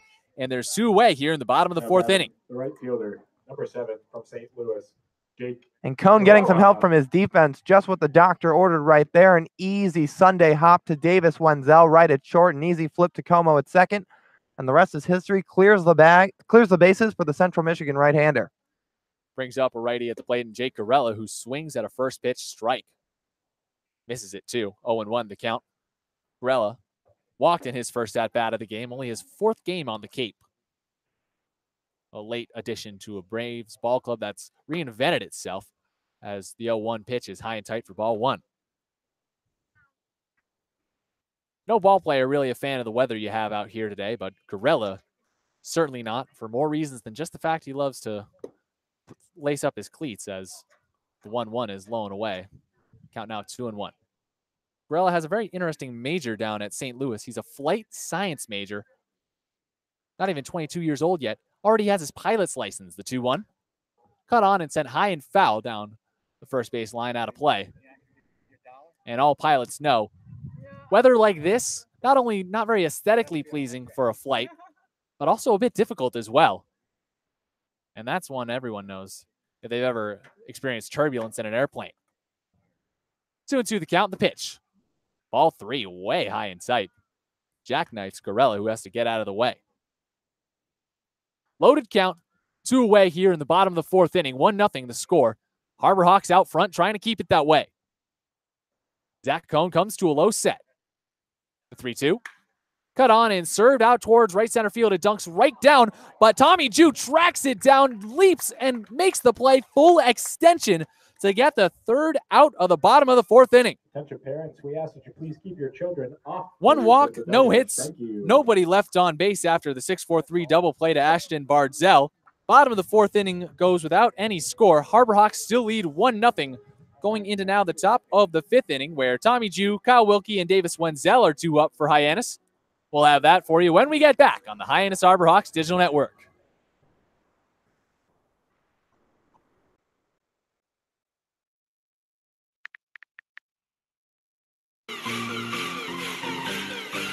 Hope you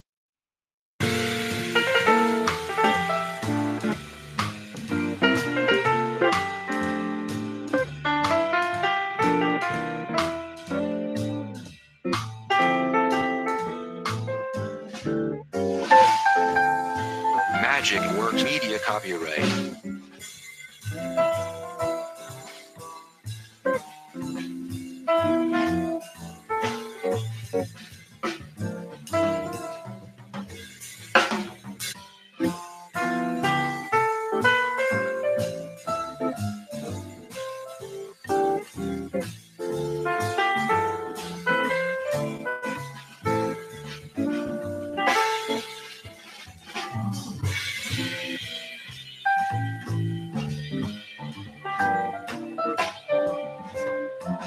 Magic Works Media copyright.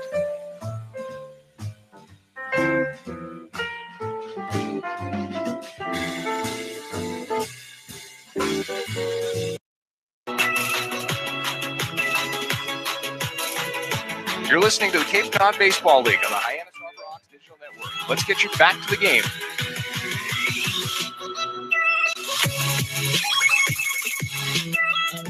Alongside Lyle Goldstein, I'm Chris Lucey, back at it here on the Hyannis Harbor Hawks Digital Network. A 1-0 lead for Hyannis going into now the top of the 5th inning. Tommy Ju, Kyle Wilkie, and Davis Wenzel 2 up for Hyannis. All against Jared DeCesare, out for another inning of work. His first pitch to Ju, a called strike over the outer half of the plate around chest level. Count 0-1. DeCesare spinning a gem right now, but not getting much run support.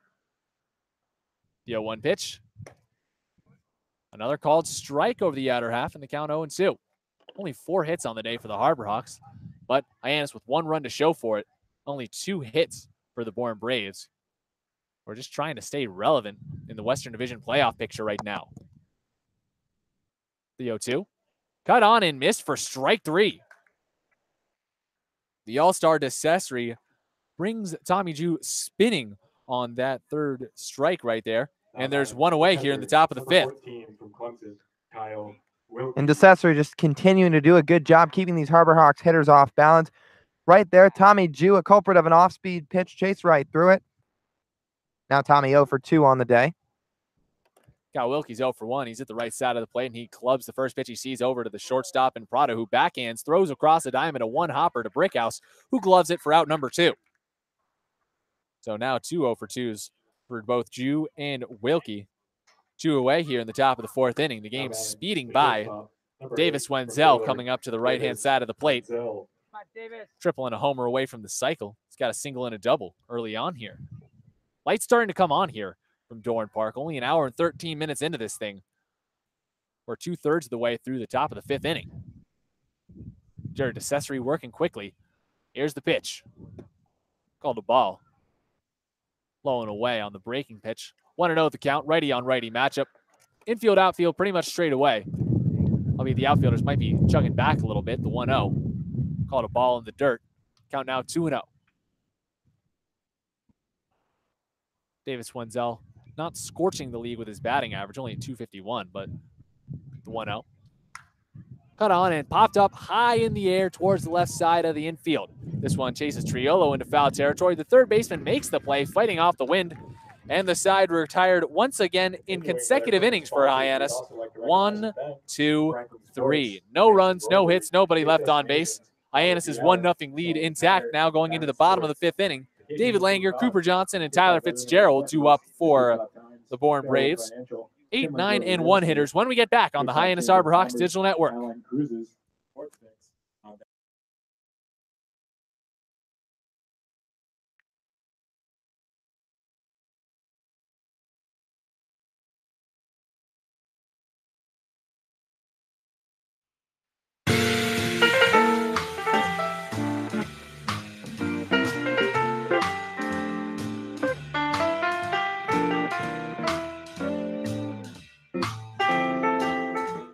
Welcome, everyone, on the Hyannis Harbor Hawks Digital Network. I'm Robert Marcello. Around the league update, starting in the top of the 8th, the Cotuit Cavaliers are currently beating the Brewster Whitecaps 8-5 in the bottom of the 6th. In the YD Red Sox are beating the Orleans Firebirds 7-3.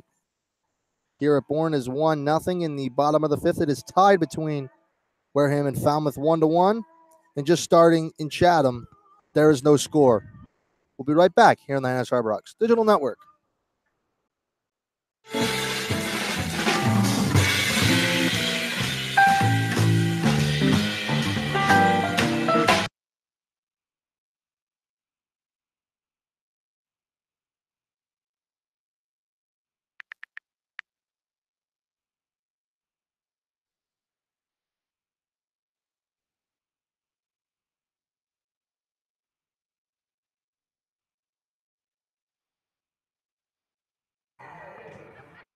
Zach Cohn back out to the mound for the Harbor Hawks in the bottom of the 5th inning. Score still 1-0 in favor of Hyannis.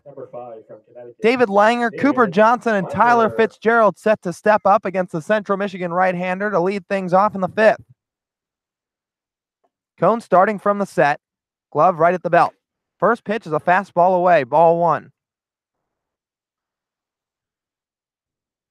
Zach Cohn came on in the 4th inning and faced the minimum after giving up a leadoff walk to Lyle Lynn.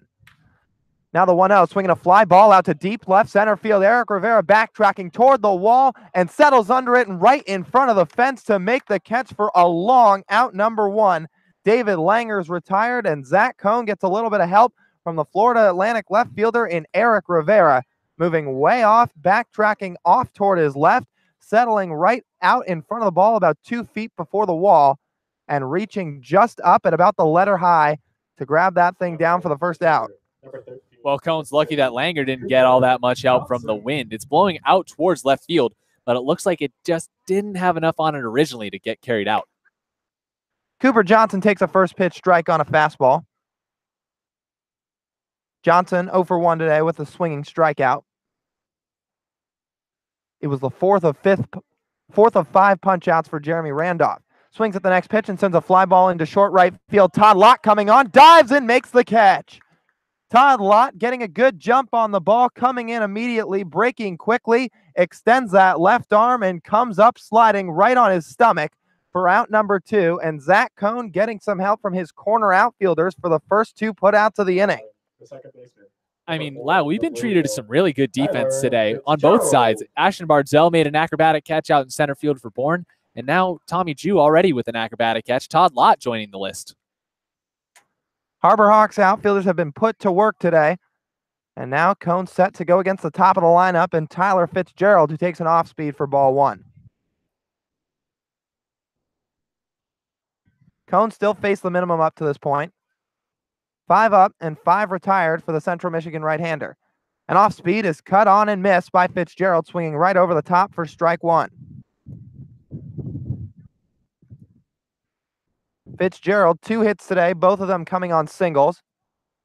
stole a base back in the third, and currently sporting a .270 average. Swings at the next pitch and grounds it foul down the third baseline. Fitzgerald came into this ball game hitting just .205 in his last 10 games. So after getting off to a hot start in the first half of the summer, the Louisville second baseman's cooled off as of late.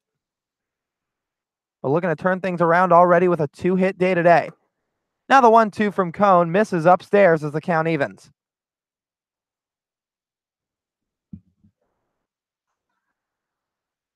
One nothing Hyannis. Infield back with 2 outs. Seth Gray a couple of feet to the left of the bag at third. The 2-2 breaking ball in the dirt. Count now runs full to Tyler Fitzgerald. Zach Cone in search for his first strikeout of the day. Has 26 coming into this appearance. Now the 3-2 on the way. Called strike 3 on the outside corner, and that'll do it for Fitzgerald and the Bourne Braves in the bottom of the 5th. Zach Cone's seen 6 and sat down 6 here through his first 2 innings on relief, and the Harbor Hawks still lead 1-0 through 5. When we come back in the bottom of the 6th, Braden Como, Matthew Barefoot, and Seth Gray will be due up on the Hyannis Harbor Hawks digital network. Harbor Hawks 1, Braves nothing. Magic Works Media copyright.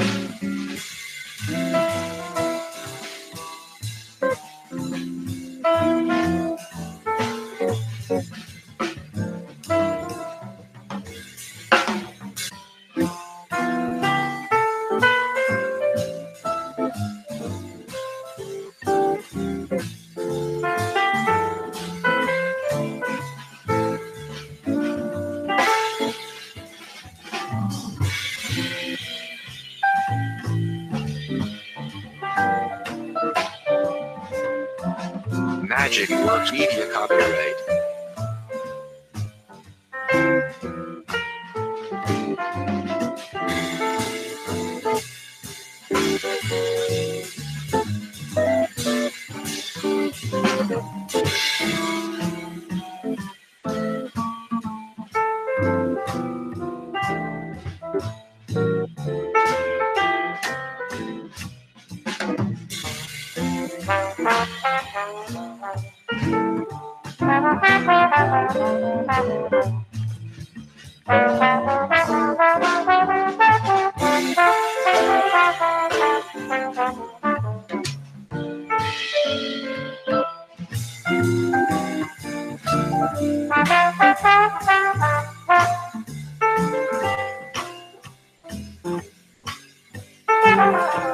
Magic Works Media copyright.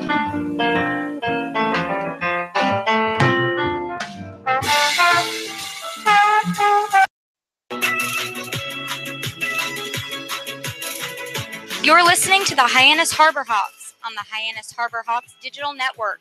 Now back to today's voice of the Hawks, Lyle Goldstein.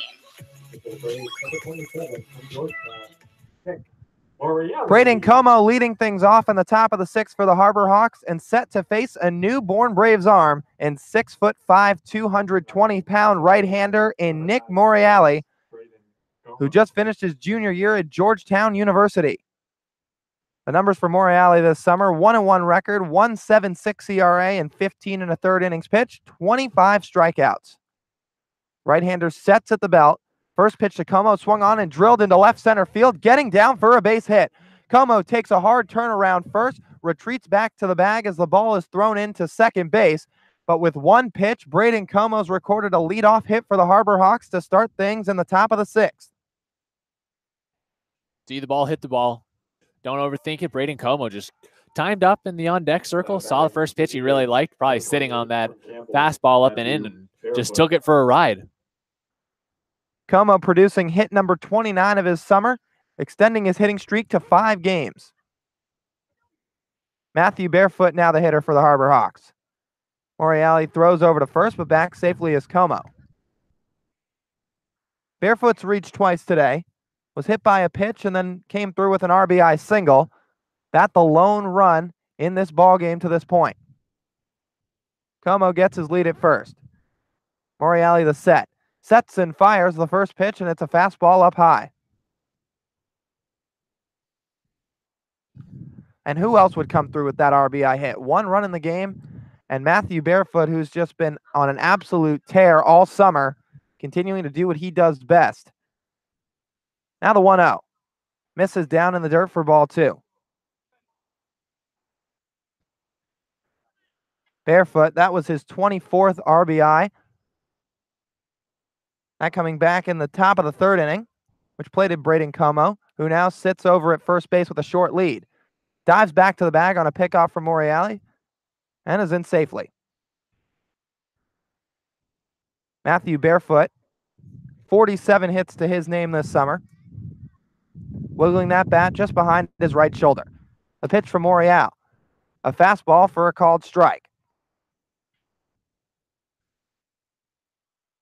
Hyannis with 4 hits today. Barefoot collecting 1. Davis Wenzel has 2, or rather 5 for the Harbor Hawks, as Como has 1, and Lott has the 5th. Barefoot watches a breaking ball run outside for ball 3.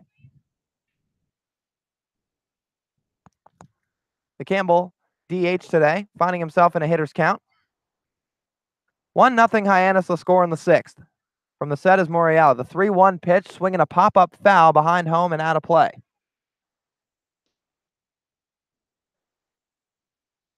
Barefoot steps out of the box, puts his right hand to the barrel of the bat, adjusts his helmet, and now digs back in, tapping the plate once with his wooden bat. Morreale, giving the Campbell designated hitter a long stare, now gets his sign.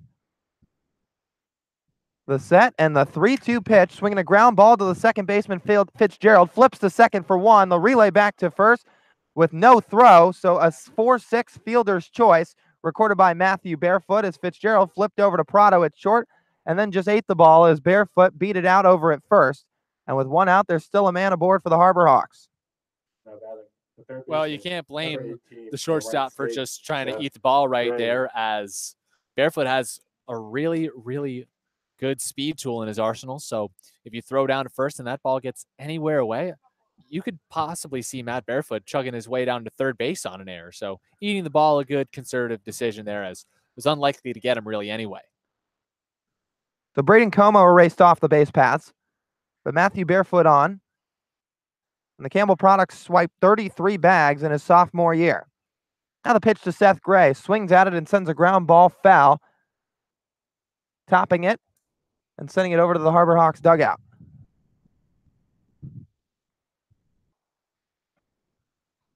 So Morreale finds himself in an 0-1 count and a runner on first. Seth Gray with an 0-for-2 day. The set from the right-hander in the next pitch to Gray is a called strike on the outer half to move the count to 0-2.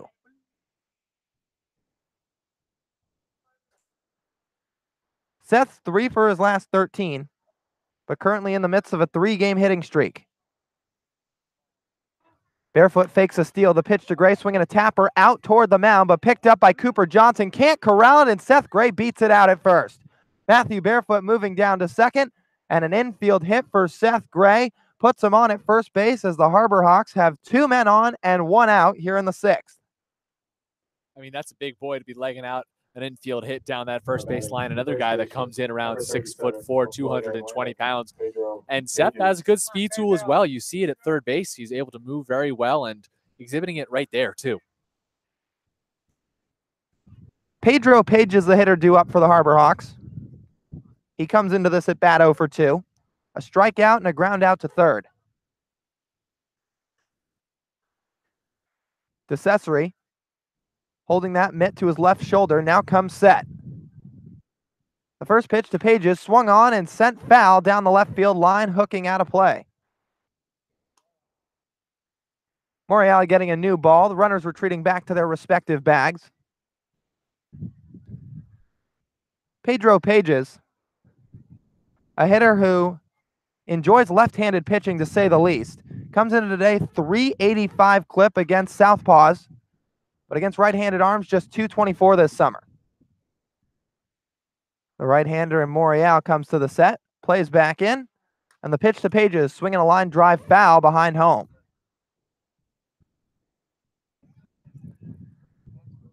Pages playing first base today for Hyannis as Kyle Wookie's behind the plate. Harbor Hawks carry 3 catchers. Common trend here in the Cape, as most teams do. And often you'll see 2 of those catchers in the lineup all in one night, with one of them over at first base. 2 on. 0-2 pitch to Pages, swinging a foul right behind home, takes it off the ankle. Pages wearing a red, white, and black guard right above his left foot as he steps outside the box, adjusts the helmet, and takes half a practice swing.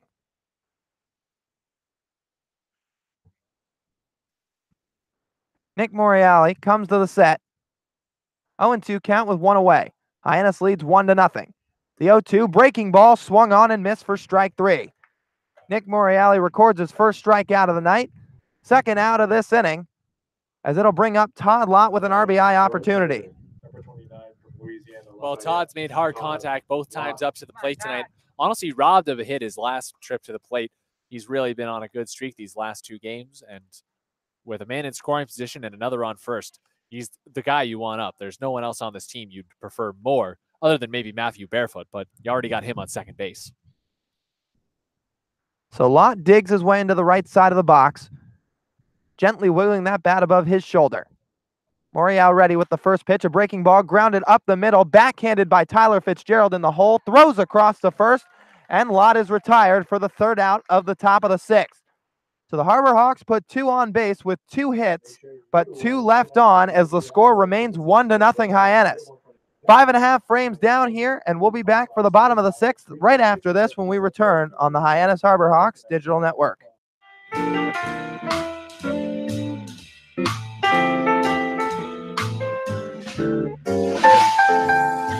Magic Works Media copyright.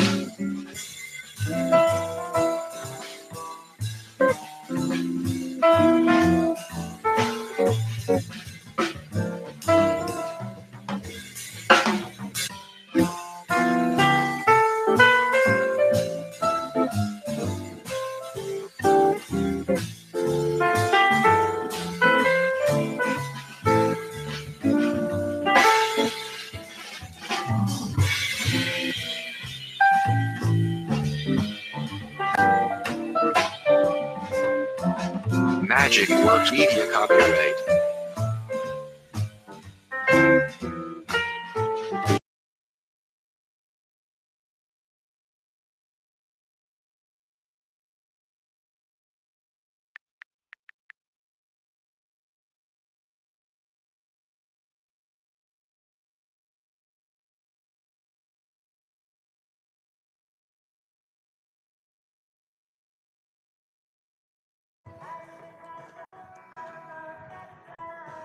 One nothing Hyannis the score as we bring you into the bottom half of the 6th inning here at Doran Park in Bourne, Massachusetts, as the 2, 3, 4 hitters are due up for the Braves to face Zach Cohn. Leading things off is Anthony Prado, the UConn shortstop, who's in search of his first hit of the night. Cohn working from the set with nobody on. The first pitch to the hitter in Prado is taken for a strike. We've seen that out of a lot of Hyannis pitchers this summer. Both Zach Cohn and Jeremy Randolph used mostly as relievers in their school seasons, as Prado takes an off-speed for a called strike to move the count to 0-2. A lot of these guys just more comfortable going with the short, quick motion right from the set. And Cohn no exception, as he has his left foot in front of the right, sets right at the belt. The 0-2 to Anthony Prado is a fastball low. 1 ball and 2 strikes to the UConn product. Prado's 0 for 2 today, coming off a 2 for 3 day yesterday. Swings at that pitch and flips one out to right center field. Todd Lott moving back and off to his right, makes the catch on the run for out number 1, and Prado's retired for the 3rd time. Zach Cohn with a quick first out in the bottom of the 6th. And now he's set to face Jared Triolo. Jared Triolo. 1-0 game here at Doran Park. The Bourne Braves with just 2 hits so far in this ball game.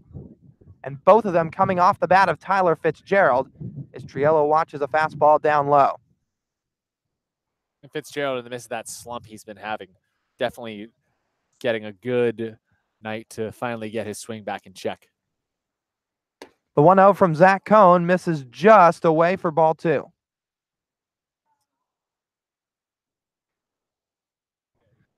The Triolos reached once today on a walk, but otherwise grounded into a 4-6-3 double play.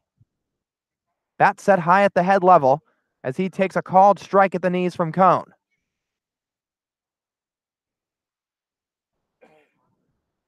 One ball and one strike the count. Cohn to the set. The pitch to Triolo, swinging a pop-up over to the first base line. Pedro Pages giving chase, and he makes the catch underhand and on the run and foul ground, and that's out number 2. Nice play right there from Pages, and definitely a frustrating way to make an out from Triolo. You barely get any hard contact on the ball, but just you put enough air under it that it catches enough for Pedro Pages to get a good jump on it and make a play. Barely a couple of steps away from the foul line down first base. Spencer Brickhouse, the lone left-handed hitter in the Bourne Braves order, swings and misses through a fastball from Cohn. Harvey Shapiro sending 8 righties to the plate to get today against the right-hander in Randolph. Chad Gassman doing more of the same. Seth Gray, the lone lefty in the Harbor Hawks lineup.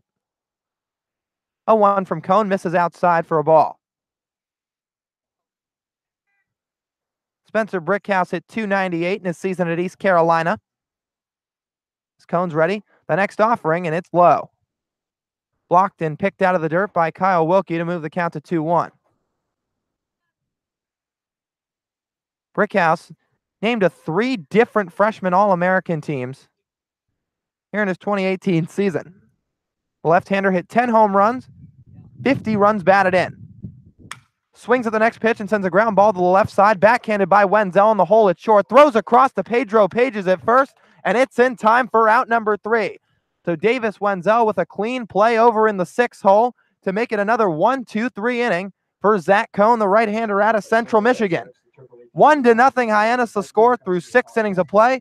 We'll be back right after this for the 7th on the Hyannis Harbor Hawks Digital Network. Magic Works Media copyright.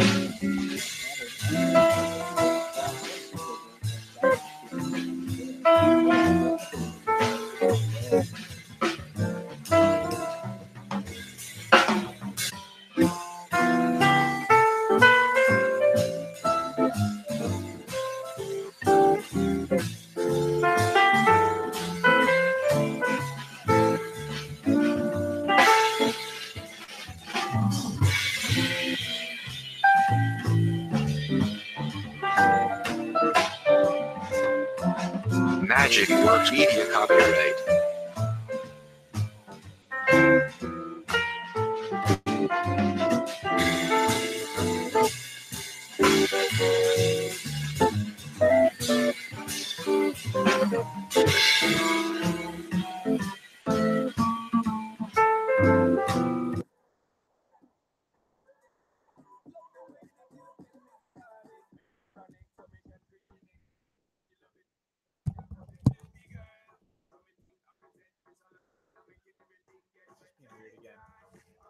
Come back when you're ready.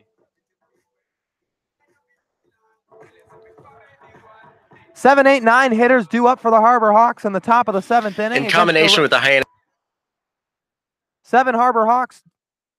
7, 8, 9 due up for the Harbor Hawks in the top half of the 7th inning against the right-hander in Nick Moriali out of Georgetown University. Eric Rivera leading things off, the Florida Atlantic left fielder who comes into this ball game 0 for 2. Comes into the at-bat with a 4 unassisted to 3 double play, and then a fly out to center field. Moriallo also working from the set with nobody on. The first pitch to Rivera, taken for a called strike right at the bottom of the zone.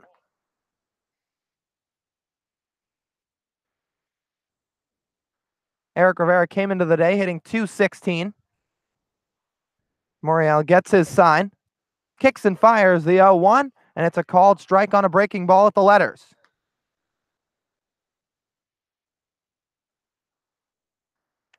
Eric Rivera, coming off a 2018 campaign in which he hit .277 with 6 long balls out in Boca Raton for the FAU Owls. Sets that bat above his right shoulder, swings and fouls off an 0-2 fastball right behind home plate.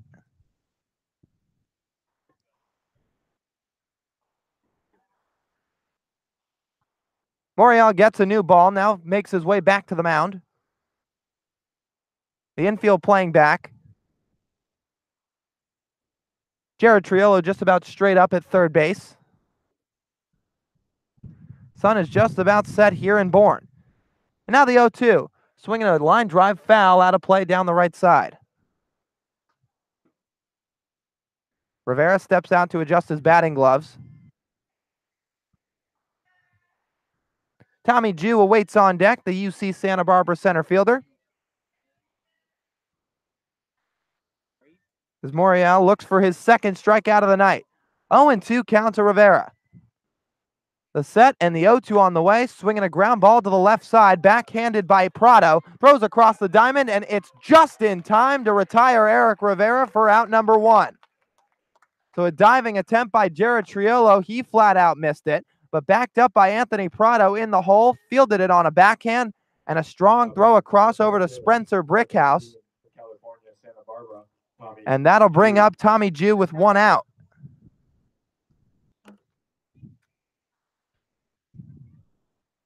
Tommy currently riding a 5-game hitting streak for the Harbor Hawks. Before last night's game, he had 4 straight contests with 2 hits.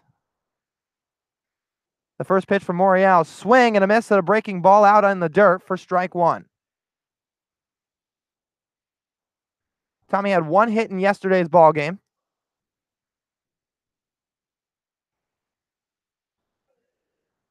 The outfielder shakes his bat out to the mound twice, now wiggling it behind his right shoulder. The 0-1 checks his swing at a breaking ball in the dirt, appeal down to first, but doesn't go around, according to the first base umpire and Dave Vivieros.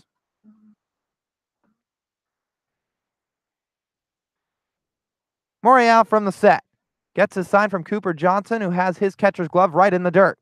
The 1-1 to Tommy Jew is down low on a heater for ball 2. Tommy stands at 6'1", 180 pounds. Plays for a Gauchos ball club that went just 23-27 with 1 tie this season. But Tommy himself produced 18 extra base hits. The 2-1 is a called strike to even the count.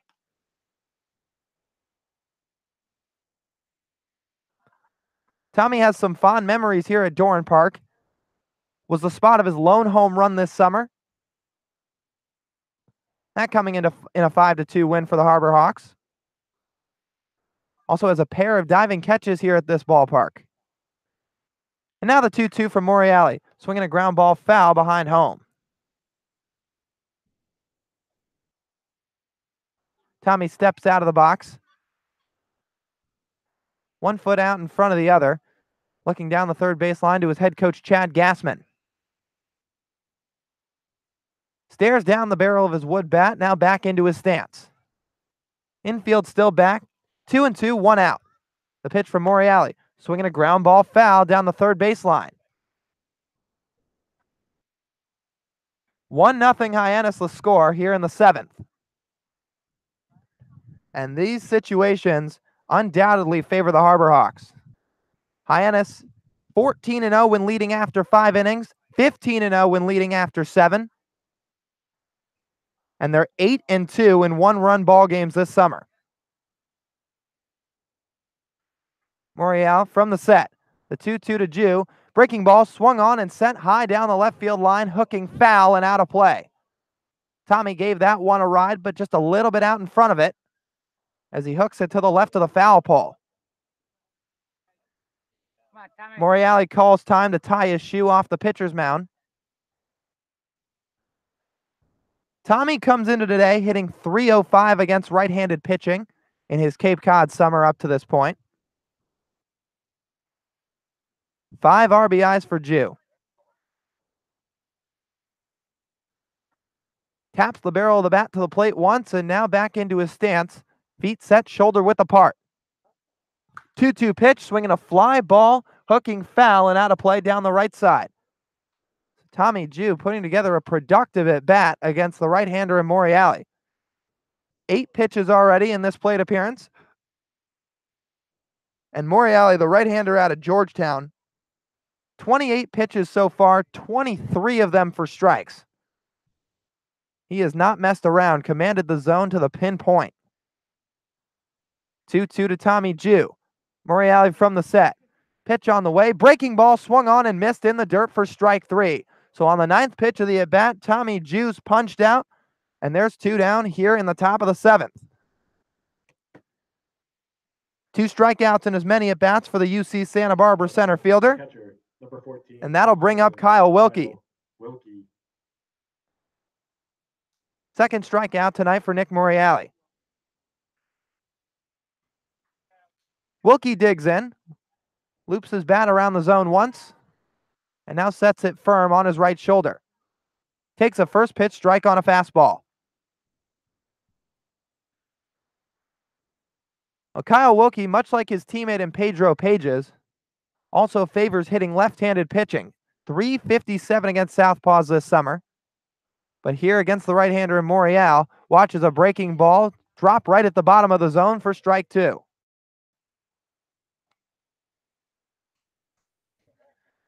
Kyle coming off a season at Clemson where he hit .324 and ended the year on a 29-game hit streak, the 4th longest in Clemson history. The 0-2.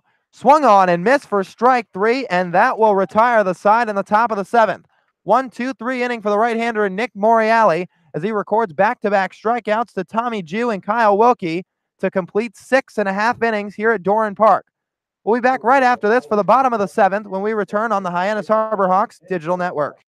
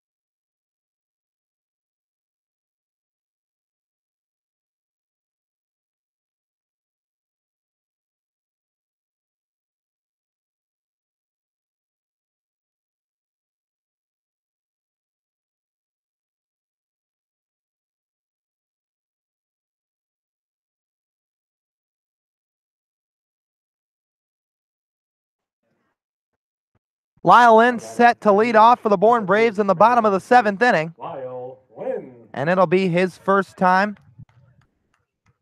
his second time seeing Zach Cohn. Right-hander sets and fires in the first pitch and misses down low.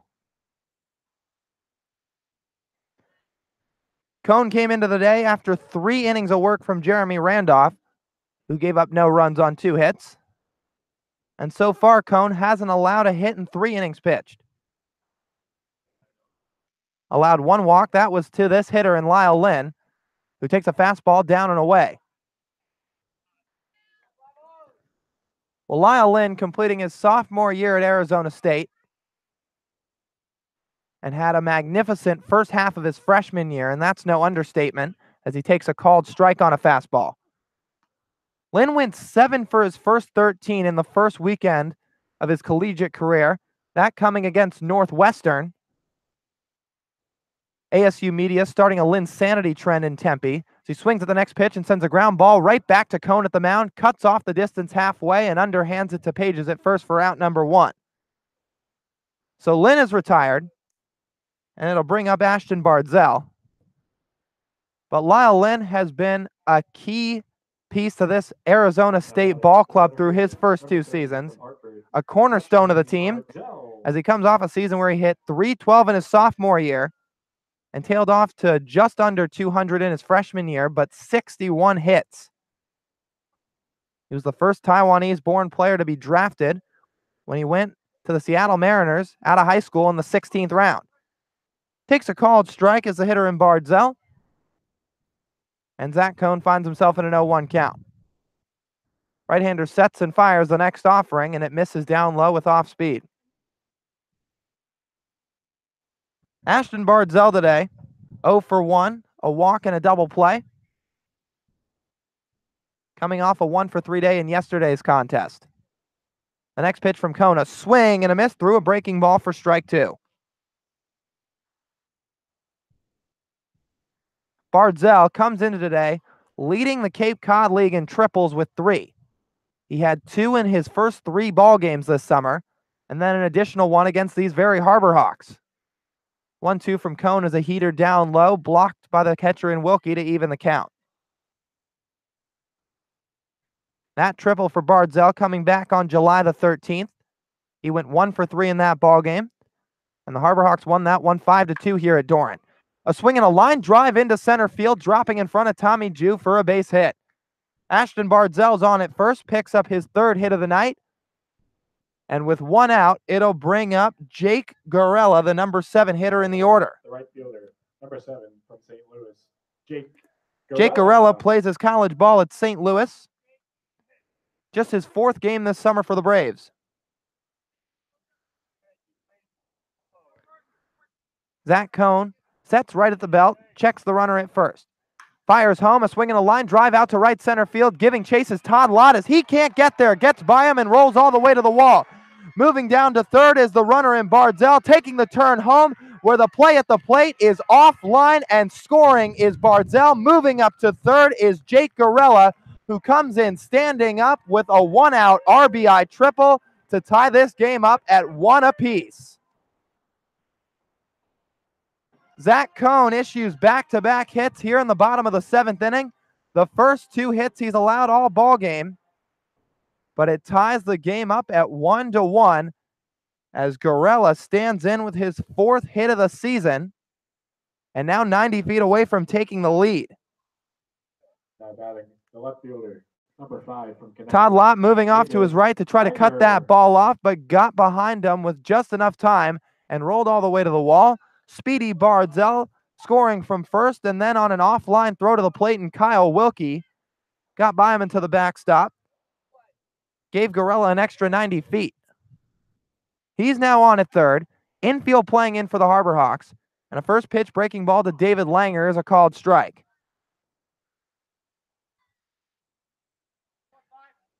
So the triples machine in Ashton Bardzell picking up a single, but scoring on a 3-bagger from his Braves teammate in Jake Gorella. Wiggling his bat out in front of home plate is David Langer as Cone calls time to quickly step off the mound. He's now back on, sets at the belt. Pitch is low and outside for ball 1. Langer's 0 for 2 today, a strikeout and a fly out to left.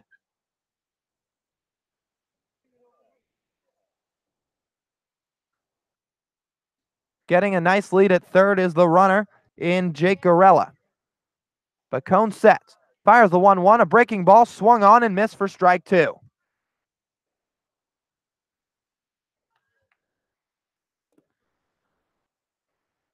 Langer currently 3 for his last 11.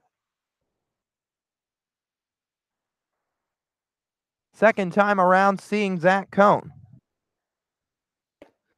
The pitch on the way is outside on an off-speed pitch for ball 2. 2 balls and 2 strikes the count. Kyle Wilkie having to extend that left arm and keep that one in front of him. Now Cohn, the 2-2 pitch. Breaking ball, checks down to first, and he goes around for strike 3. Dave Vivieros rings up David Langer for his second strikeout of the night as Zach Cohn has his second out in the bottom of the 7th. Second punch out of the day for the right-hander in Zach Cohn. Number 13 for Mississippi. Cooper Johnson stepping in, the Ole Miss catcher. Third plate appearance tonight for Cooper Johnson as the infield now moves back with 2 outs. The first pitch is an off-speed, missing inside. Seth Gray playing just about even with the bag at third, but the middle infielder's back. Page is behind first, and the outfield straight up. Cohn from the set, pitch on the way, and off-speed, runs inside again, 2-0.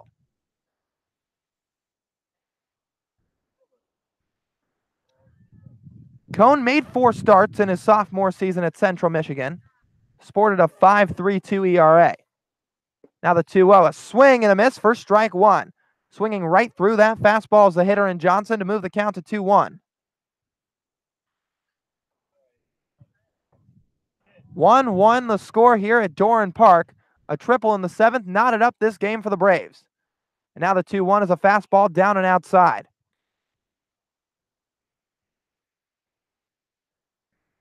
Cohn's issued 1 walk so far today, that coming to Lyle Lynn to start off his appearance in the 4th. But now finds himself in a 3-1 count. The pitch to Johnson, a swing and a foul behind home. Full count with 2 outs. 1-1 the score. And Zach Cohn looking to keep it that way. On at third is Jake Gorella.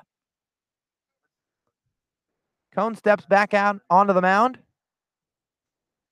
Received a new baseball. Shakes off 2 signs from Kyle Wilkie. Now gets one he likes.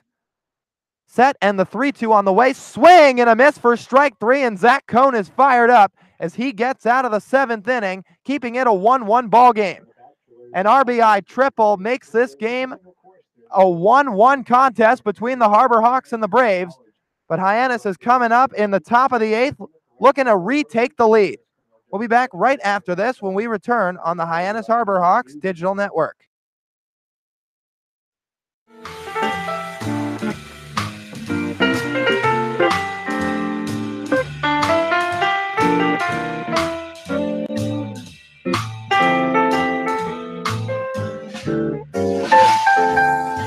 Magic Works Media copyright.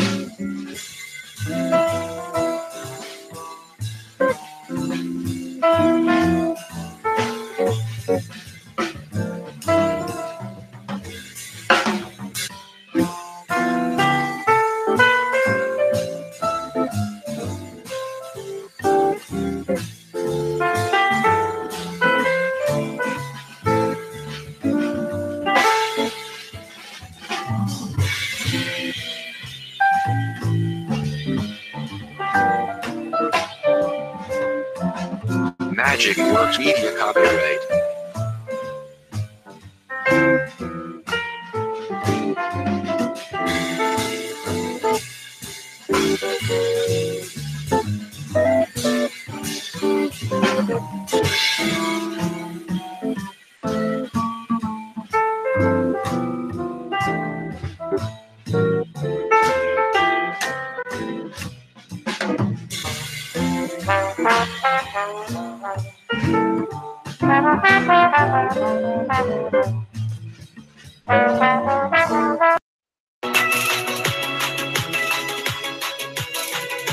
You're listening to the Cape Cod Baseball League on the Hyannis Harbor Hawks Digital Network. Let's get you back to the game.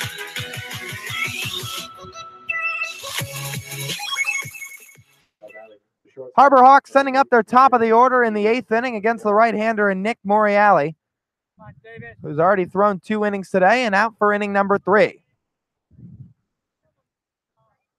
Right-hander in Wenzel digs in. 2 hits and 3 tries today. The first pitch from the right-hander, a check swing as he goes around for strike one. 1-1 the score here in the top of the eighth. Zach Cohn gave up 2 hits, including a triple to Jake Gorella to tie up this game, as Wenzel in search for hit number 3 of his night. A breaking ball misses down out in front of home plate and skips over the catcher and Johnson to the backstop. Wenzel comes into today second in the Cape in extra base hits with 15, only behind Kyle Stowers. The 1-1 from Nick Morreale runs inside on a fastball for ball 2. The two were tied in extra base hits at 15, but a first inning double from Stowers last night gave him the outright lead of first place. And now the 2-1 to Wenzel. Fastball runs outside, 3 balls and 1 strike.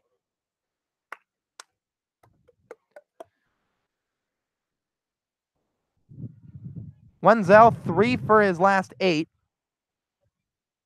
Or make it 3 for his last 7. Hits in 9 of his last 10 games. And now the 3-1. Swinging a ground ball up the middle. Play is made by Anthony Prado, moving to his left. A throw to first, and it is not in time as Davis Wenzel beats out the throw for a leadoff infield single here in the top of the 8th. Guy goes to the runner right there. Davis Wenzel meeting the base right as the ball looked to get on the glove of the first baseman Brickhouse. Just legging out one right there. And honestly, a great play right there by the shortstop and Prado as well.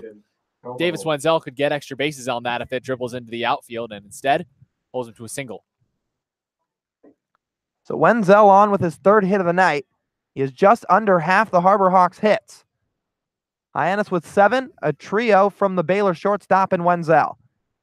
Now Braden Como watches a first pitch fastball up and away. Slight rain here at Doran Park, a drizzle here in Bourne. But play still going on between these two ball clubs as Hyannis looks to make it 5-0 on the year against the Braves. Nick Morreale from the set throws over to first, and Wenzel's back safely with a dive.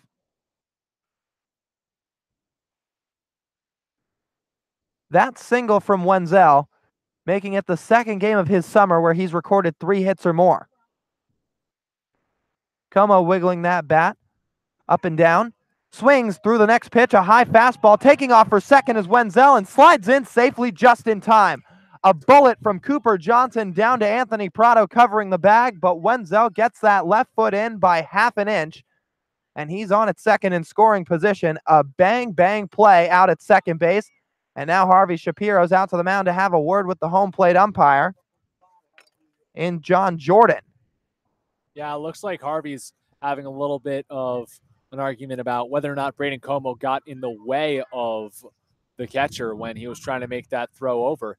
And, I mean, it's not like Johnson didn't have Braden right in front of him, but still, with the hit and run on, Braden was just trying to swing and get something on the baseball. Didn't get anything on it. The pitch was almost at his chest, so a bit of a tough pitch to execute a hit and run on there, but still, Davis Wenzel able to take advantage of Braden setting a little mini screen for him, albeit it wasn't totally right in Johnson's face. So after that swinging strike on the attempted hit and run, moves the count to 1-1 with a runner in scoring position. Wenzel being held on a little bit by Prado at short. The next pitch is a swing and a miss by Como on a breaking ball just way off the plate. Chested up by Cooper Johnson. And Como winces a little bit outside the batter's box, grabbing that left hand as Chad Gassman comes over to have a word with him. Harbor Hawks tied up at 1-1 with the Braves here in the 8th. Como today, 1 hit and 3 tries. He's reached twice along with a fielder's choice.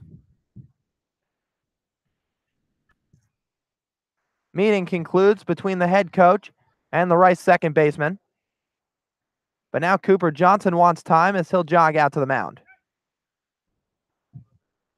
So Como chased that breaking ball way off the plate all the way out in the left batter's box. And now just shaking off that left hand, setting it to the hip as the meeting between Morreale and Johnson is adjourned. Cooper back behind the plate. Takes a look down the third baseline as he squats down. Como now set to go.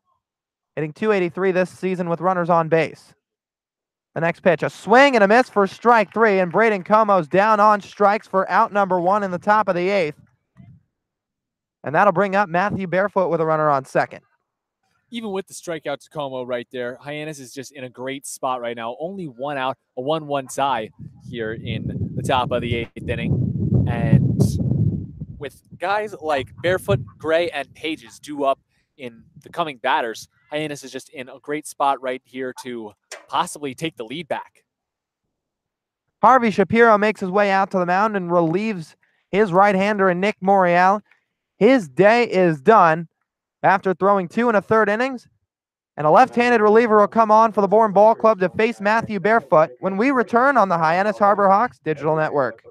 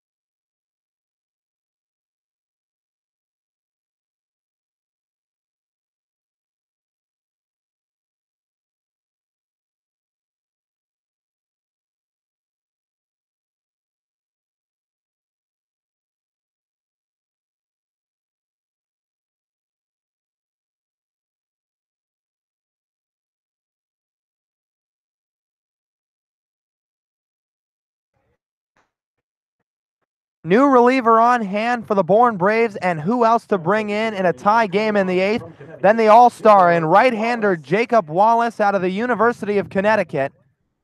Comes into the day making his 10th appearance, 9 innings pitched, 5 walks to 17 strikeouts, and hasn't allowed a single run on this 2018 summer. 5 saves to the right-hander's name this season, but Harvey Shapiro bringing him on in the 8th. 1-1 game, Davis Wenzel at second, Matthew Barefoot the hitter.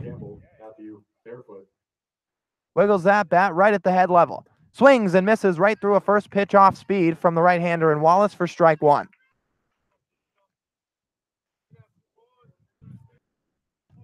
Barefoot today, reached base all 3 times, 1 for 2 with a hit by pitch and a fielder's choice.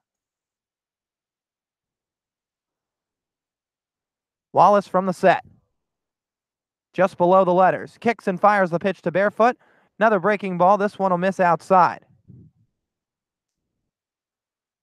So Wallace and Johnson currently on the same page and clearly reading the scouting report here on Barefoot, who's been the hottest hitter on the Cape this summer. 398 average. Already with an RBI today. Now the next pitch. Fastball for a called strike, and the count moves to 1-2. Well, I mean, it would take an all-star to get through the 3, 4, and 5 guys that Hyannis sends to the plate in what could be the rest of this inning. Barefoot wiggles his bat a couple of times out in front of him. Now back into his stance. Wenzel at second. Tyler Fitzgerald playing up the middle. And now the pitch from Wallace. Breaking ball outside to even the count.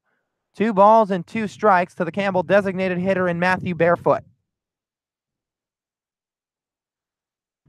All-star on all-star matchup here. These two were teammates for a day out at White House Field, both competing for the Western Division. Barefoot also participated in the Home Run Derby. Now the 2-2. Fastball low for ball 3. Full count to Barefoot with 1 out. Davis Wenzel at second. Barefoot looking to break open a 1-1 tie. A long stare in from the right-hander in Wallace. That right arm hanging down. Now comes into the webbing of his mitt. From the set. Payoff pitch to Barefoot, swinging a fly ball out to deep right center field. Giving chase back and off to his left is Bardzell. Settles under it to make the catch. Wenzel with no tag over to third. And he'll hold up as Matthew Barefoot flies out for out number 2. Ashton Bardzell having to cover a little bit of ground, but makes the catch and then a strong throw to prevent a tag.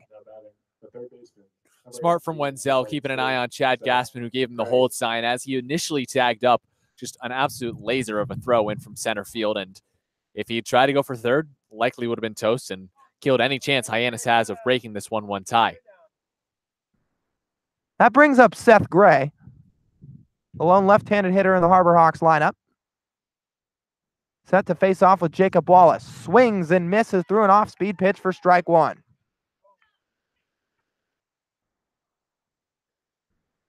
Seth today 1 hit, coming in his last at-bat in the 6th. Also struck out and flew out to right. The Wright State Raider coming into today hitting just .245 on the road. The 0-1 from Wallace. Fastball low and away for ball 1.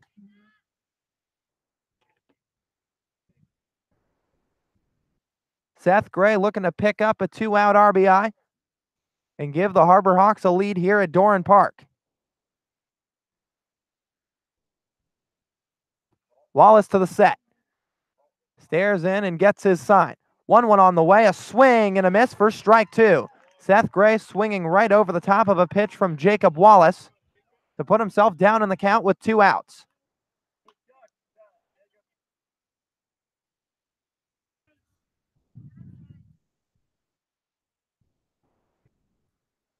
Seth stares down the hitter. That right foot slightly picked up in the batter's box. And the pitch. Swing and a miss for strike 3, and that'll do it for the Harbor Hawks in the 8th. Jacob Wallace comes in and slams the door. A fly out to Barefoot and a strikeout to Seth Gray keeps this game knotted at 1-1.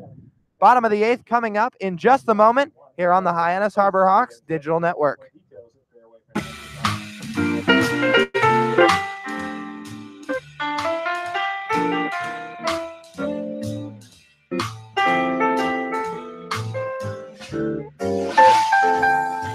Magic Works Media copyright.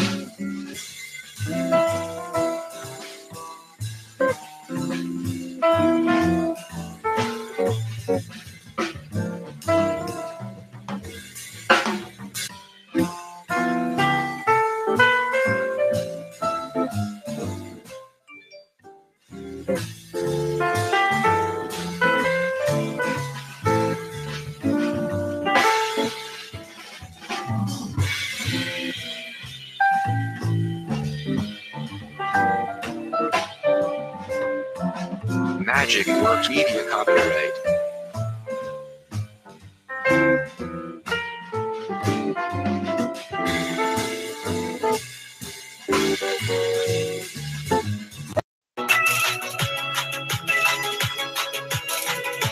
You're listening to the Cape Cod Baseball League on the Hyannis Harbor Hawks Digital Network. Let's get you back to the game.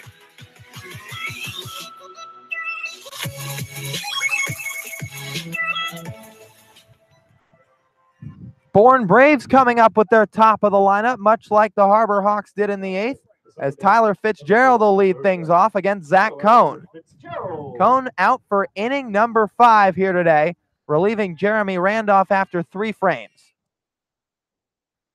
1-1 game here at Doran Park. Cohn from the set. First pitch, a swing and a pop-up on the infield. Coming in is Davis Wenzel and Seth Gray. Davis calling everybody off, but then completes the out is Seth Gray. Moves off to his left and extends his left arm to make the grab for out number 1. So some communication there on the left side of the infield, but nevertheless, the Wright State Raider squeezes his mitt for a crucial first out from Zach Cohn. Left side of that infield has really just been between Gray and Wenzel for the most part of the season, so they've had plenty of time to get a good rapport going over on that side, and you see it coming in big-time clutch there. First pitch to the number 2 hitter, and Anthony Prado is taken for ball 1 down low. Well, Seth Gray originally on that pop-up looked like he lost it in the lights a little bit. He extended both hands out, indicating that he didn't know where exactly it was, but came into his line of vision right with enough time as the pitch is swung on and drilled into right field, dropping down in front of Todd Lott for a base hit. Anthony Prado reaches with a 1-out single as Zach Cohn issues his first hit here in the 8th. And Jared Triolo steps to the plate, the number 3 hitter for the Bourne Braves, looking to give his ball club a 2-1 lead. Jared Triolo hitless today, reached once on a walk. That pitch to Prado was flipped the other way out to right field. Todd Lott coming in, but the ball dying too fast and falling about 5 feet in front of him. Kyle Wilkie calling time to have a meeting with his pitcher. Meeting's now concluded. Cohn waving his right hand over to the dugout, signaling he's more than fine. Wants to stay in this ball game, but meanwhile, a couple of Harbor Hawks getting loose in the pen. Now Chad Gassman makes his way out to the mound. Cohn showing a little bit of displeasure as he wants to stay in and finish this inning. But he's going to hand the ball off to his head coach, and the Central Michigan right-hander's day is done after 4 1/3 innings. Fist pumps going all around among him and the rest of his infielders, as a new reliever will come on for the Harbor Hawks in a 1-1 game in the 8th. It's been a pitching showdown up to this point, and now it's a game of bullpens. We'll be back right after this with the pitching change for you on the Hyannis Harbor Hawks Digital Network. Magic Works Media copyright.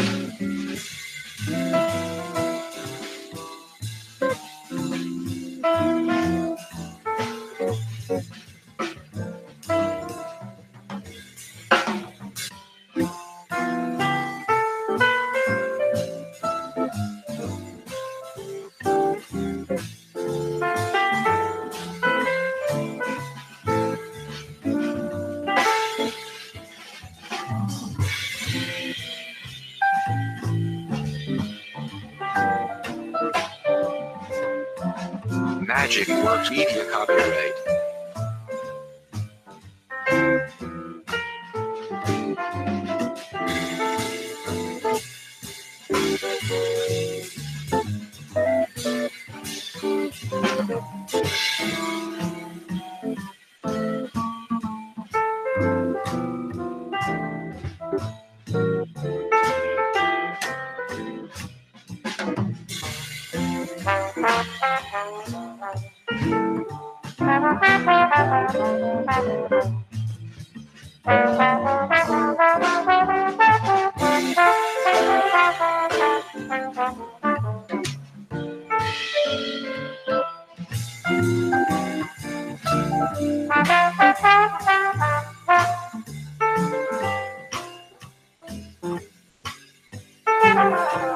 Magic Works Media copyright.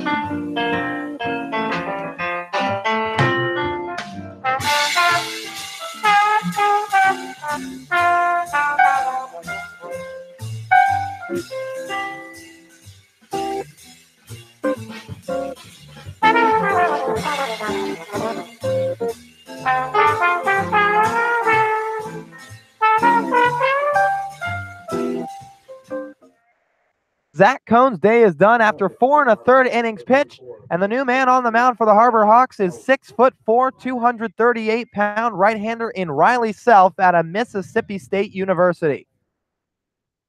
He's set to face the number 3 hitter in the Braves order in Jared Triolo.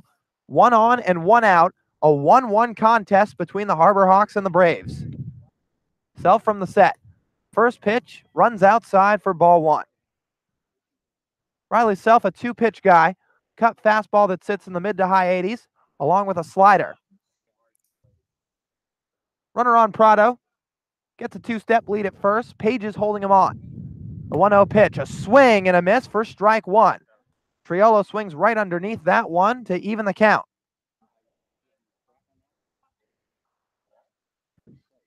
2-1 the count to the hitter in Jared Triolo. Steps off the mound is Riley Self. Back to first is the runner in Prado. The count's actually 1-1 here.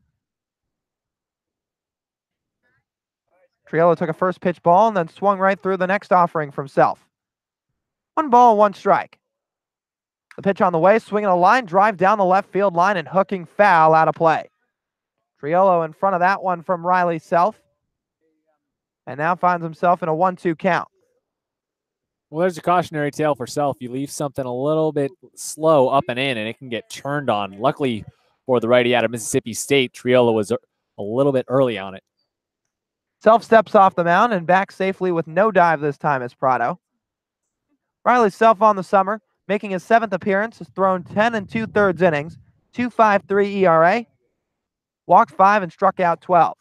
The 1-2 is an off-speed pitch down low.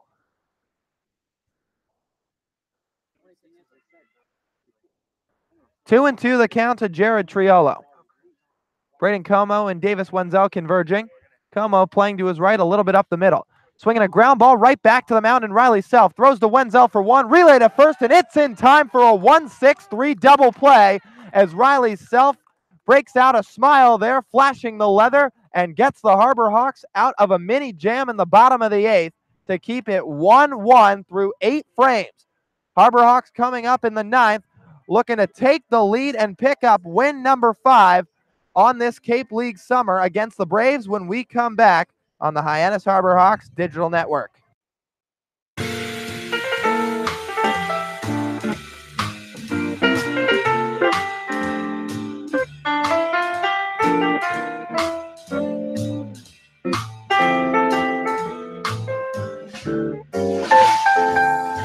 Magic Works Media copyright.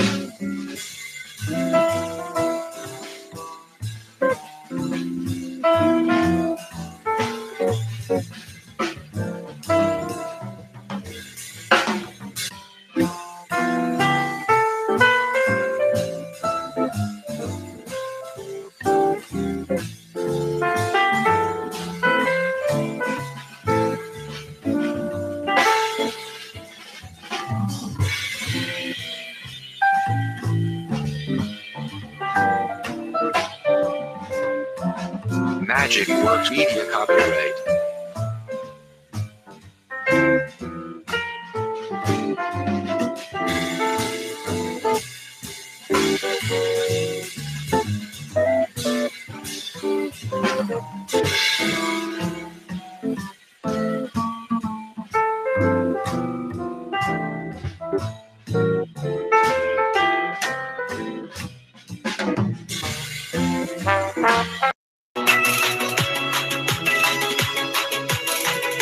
You're listening to the Cape Cod Baseball League on the Hyannis Harbor Hawks Digital Network. Let's get you back to the game.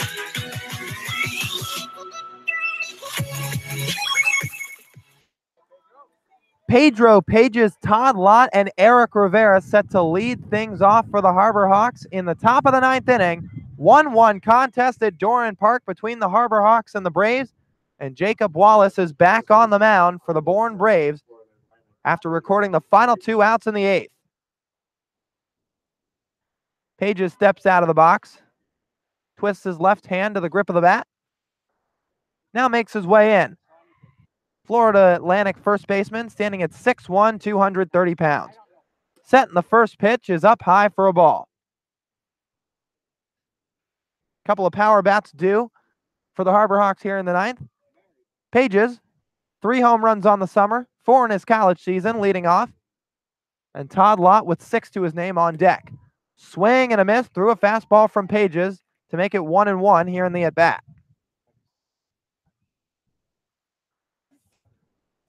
Harbor Hawks currently sitting atop the Western Division at 44 points. Wareham trailing behind them at 41. The Gatemen are currently up 3-1 in their ball game. As Pages takes a called strike right at the bottom of the zone from John Jordan to make it 1-2. But if the Harbor Hawks can secure a win tonight against the Bourne Braves, they'll find their way back into a postseason spot for the first time since 2016. A win here tonight clinches a spot, one of the 4 in the Western Division for Hyannis. Time is called as Wallace steps off the mound. Pages quickly out of the box. Now back in. Pedro holding that bat 90 degrees out in front of him. Now back into his stance. The 1-2. Checks his swing down in the dirt, appeal down to first, and does not go around, says Dave Vivieros. First base umpire gives Pages ball 2, and that evens the count.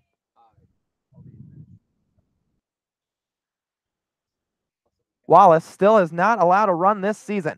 The pitch, a swing and a miss for strike 3, right through a heater for out number 1, as Pedro Pages strikes out to start the top of the ninth.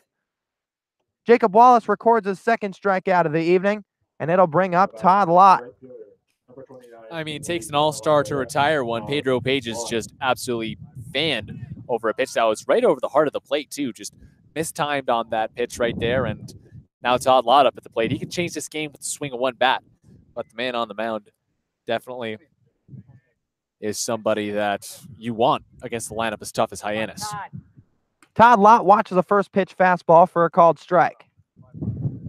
Pages today, with a hat trick in 4 at-bats, has struck out 3 times, also grounded out to third.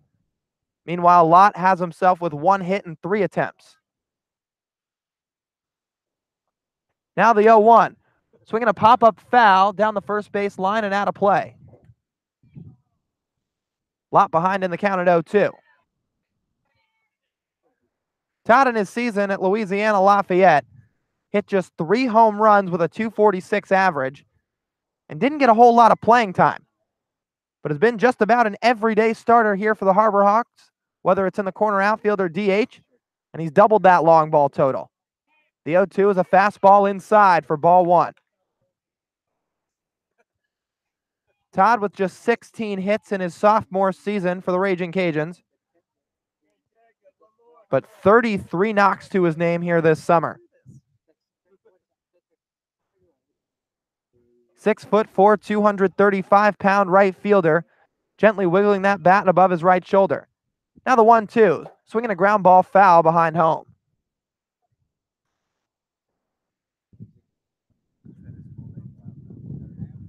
Jacob Wallace gets a new ball and is back onto the mound, as Lott is looking to get something going for the Harbor Hawks here in the ninth. Game deadlocked at 1-1. An RBI single in the third from Matthew Barefoot-plated Braden Como.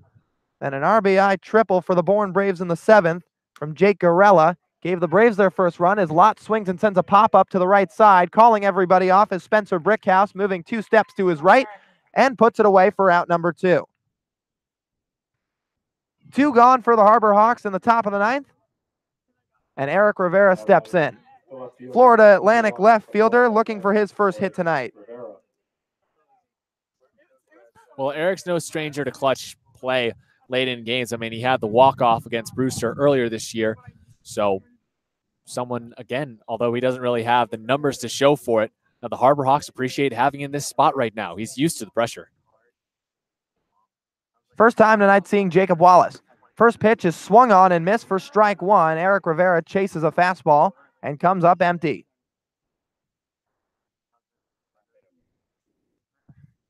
Rivera, not a guy who strikes out a lot.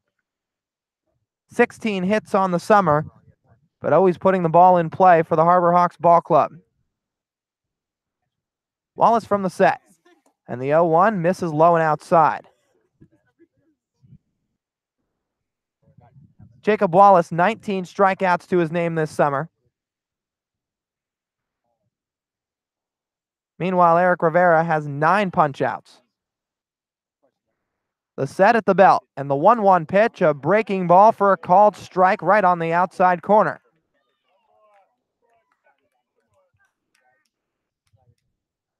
Rivera visibly not a fan of the call right there, and now he has to do a little bit of 2-strike hitting in a big spot for Hyannis. Eric's got 1 home run on the summer, that coming in a 5-for-5 night in which the Harbor Hawks took down the Chatham Anglers. Now the 1-2. Swinging a ground ball foul down the third base side over by the Bourne Braves dugout. And waking up a couple of bystanders there out on the field. They jump out of the way, but nobody hit. And Rivera adjusts his batting gloves and stays alive with a 1-2 count.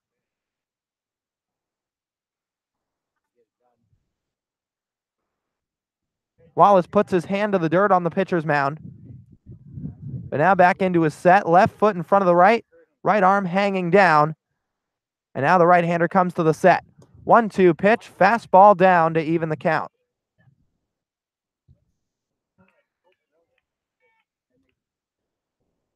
Eric Rivera looking to pick up the 8th hit of the night for the Harbor Hawks. 7 hits for Hyannis, 5 for Bourne.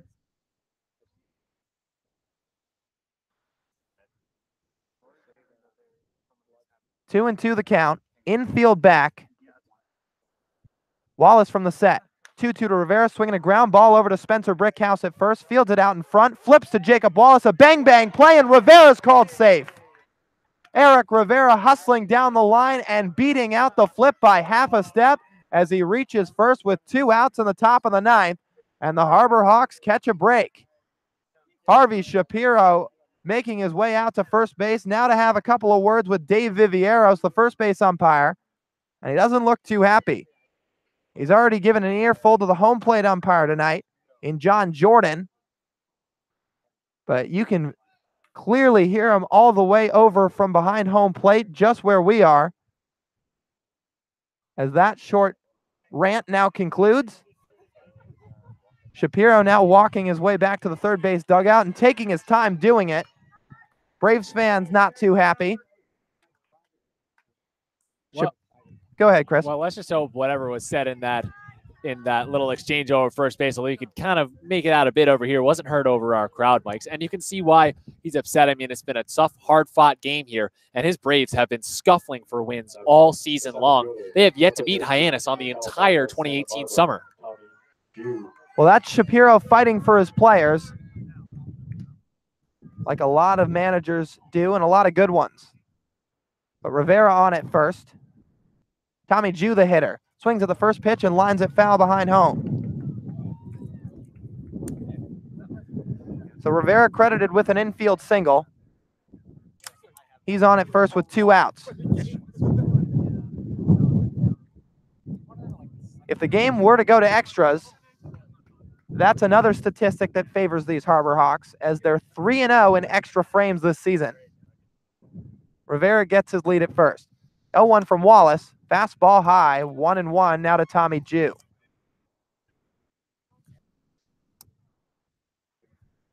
Tommy today is 0 for 3 with a pair of strikeouts.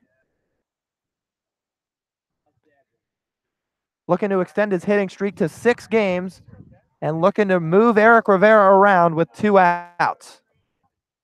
The set from Wallace, the 1-1 pitch, swing and a miss through a fastball for strike 2. Bourne Braves fans giving Wallace a couple of cheers and claps, trying to give the right-hander some support as he's 1 strike away from getting out of the inning.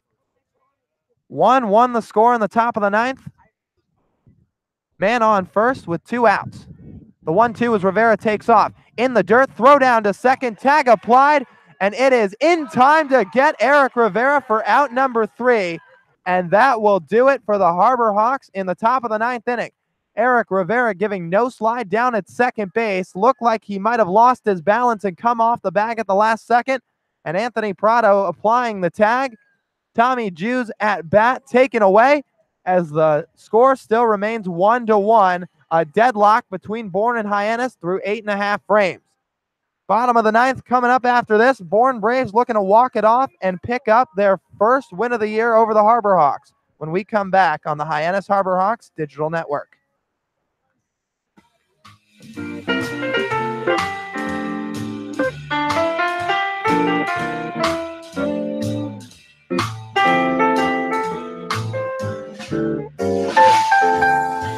Magic Works Media copyright.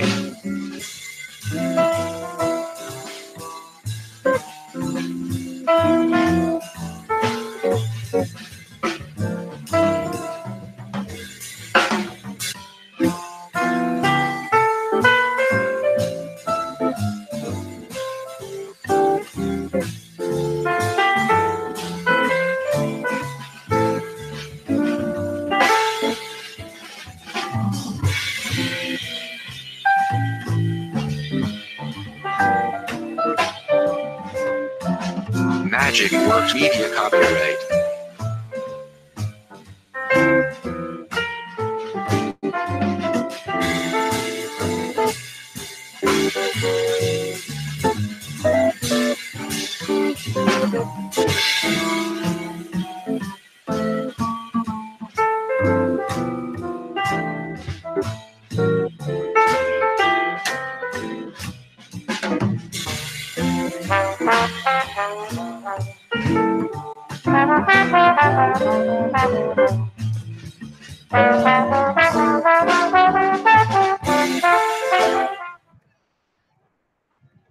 One game at Doran Park in the bottom of the ninth inning. Riley Self on the mound once again for the Harbor Hawks and set to face the 4-5-6 of the Braves order.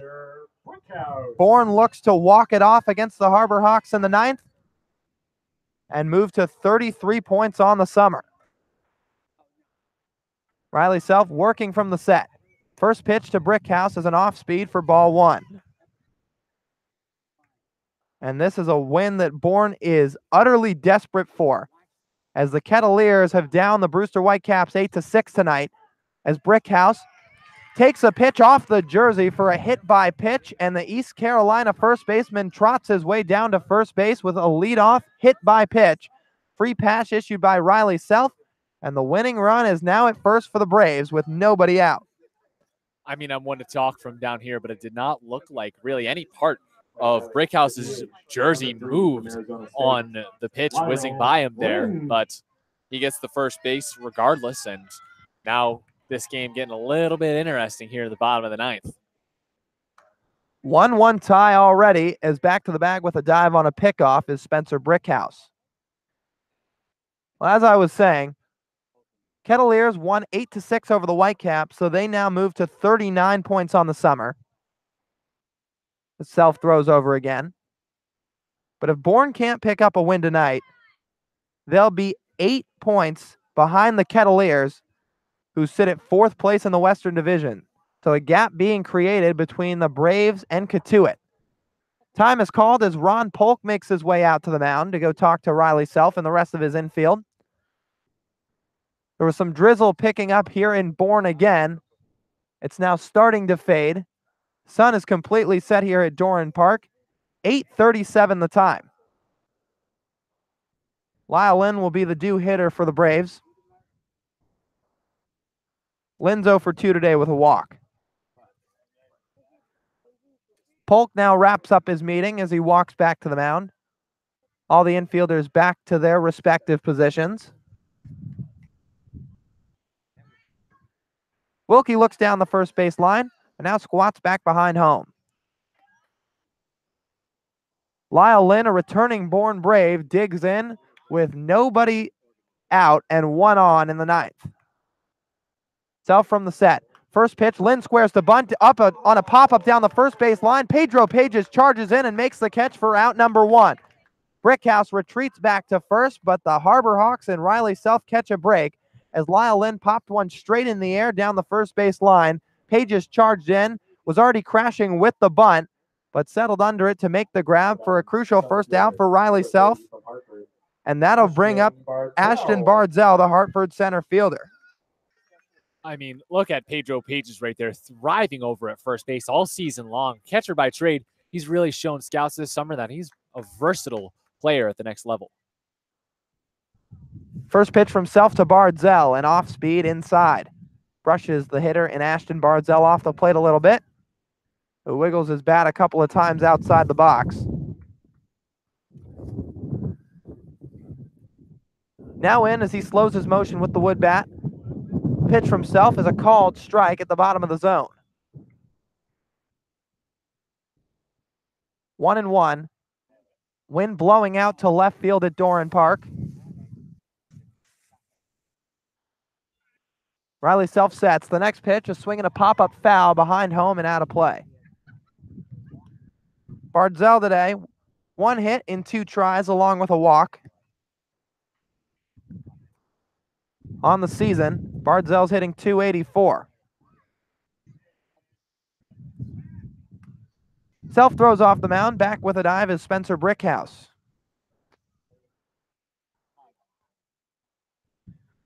Bardzell went 2 for 4 the last time he faced off against the Harbor Hawks, as he swings and sends another pitch foul behind home and out and off the netting. Bardzell's been busy out in center field tonight. Tracked down a couple of balls in the gap. And now looking to be the hero on offense. Man on first, 1-2 the count with 1 out. The pitch from Riley Self, down low and away. Kyle Wilkie backhand stabs it to keep it in front of him. Bardzell with 9 RBIs this season.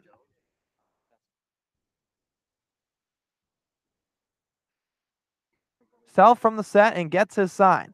Takes a long look. Now the 2-2. Swinging a line drive into right center field. Falling in for a base hit. Rounding second and heading to third is Spencer Brickhouse. The throw is cut off at second base. And the Bourne Braves have runners on the corners with 1 out in the bottom of the 9th on an RBI single from Ashton Bardzell. Good jump right there off first from Brickhouse, getting himself all the way over to third and creating an incredibly dangerous situation that Riley Self really has to tightrope his way out of. Pedro Pages made his way over from first out to the mound to have a word with Self. Right fielder, number 7, Pedro's often caught the Mississippi State right-hander. But Jake Gorella, the new Bourne Brave, looking to be a hero in his early time out here on the Cape.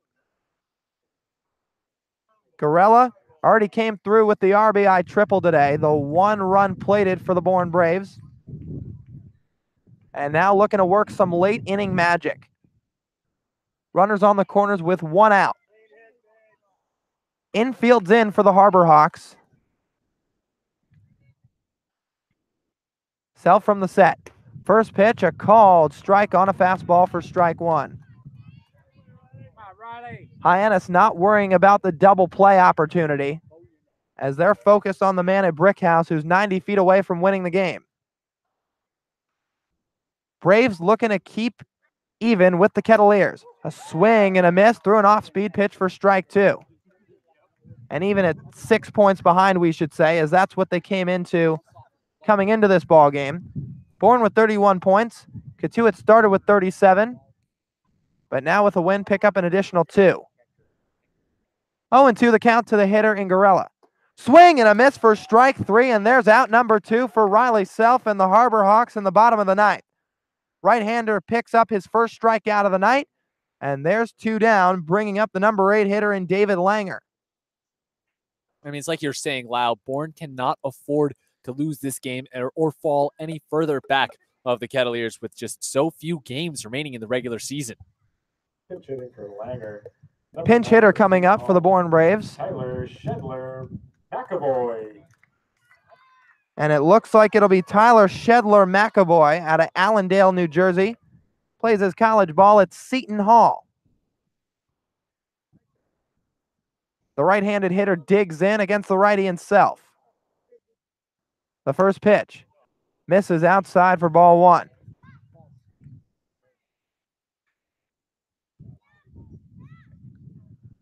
This is the first at-bat of the summer for the new hitter in Shedler McAvoy. Self with the 1-0. Off speed for a called strike, 1-1 the count. And what a spot to get your first chance, too.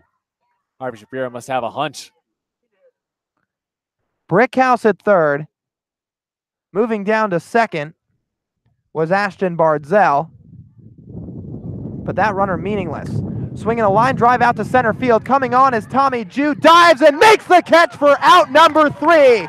Talk about some late inning heroics from the UC Santa Barbara outfielder Tommy Jew, who gets a hand up from Davis Wenzel, saving this ball game for Hyannis in the bottom of the 9th inning. Just inches away were the Bourne Braves from a walk-off single, but Tommy Jew takes that one right off the carpet. A big smile across the Gaucho's face, and we're going to extras here at Doran Park.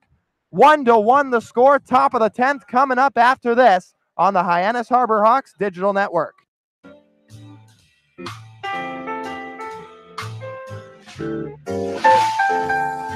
Magic Works Media copyright.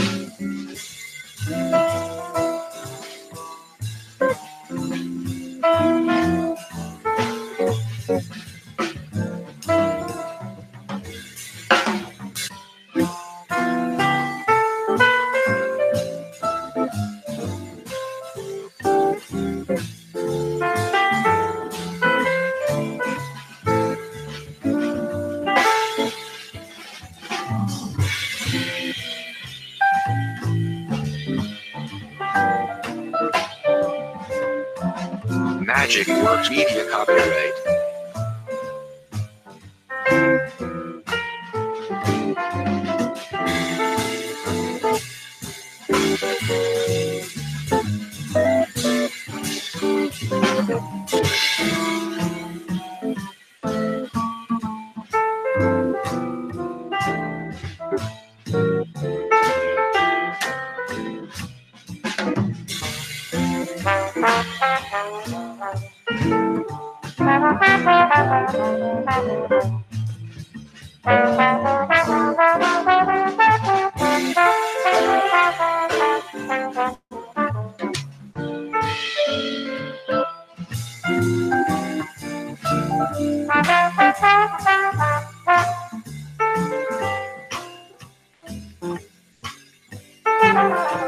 Magic Works Media copyright.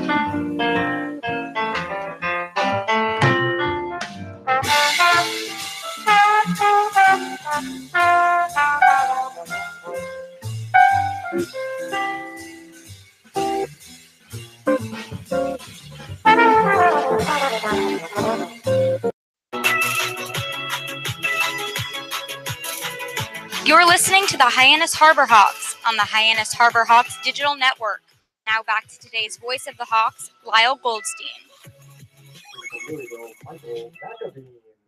We've got some free baseball here at Doran Park. Top of the 10th underway between the Braves and the Harbor Hawks.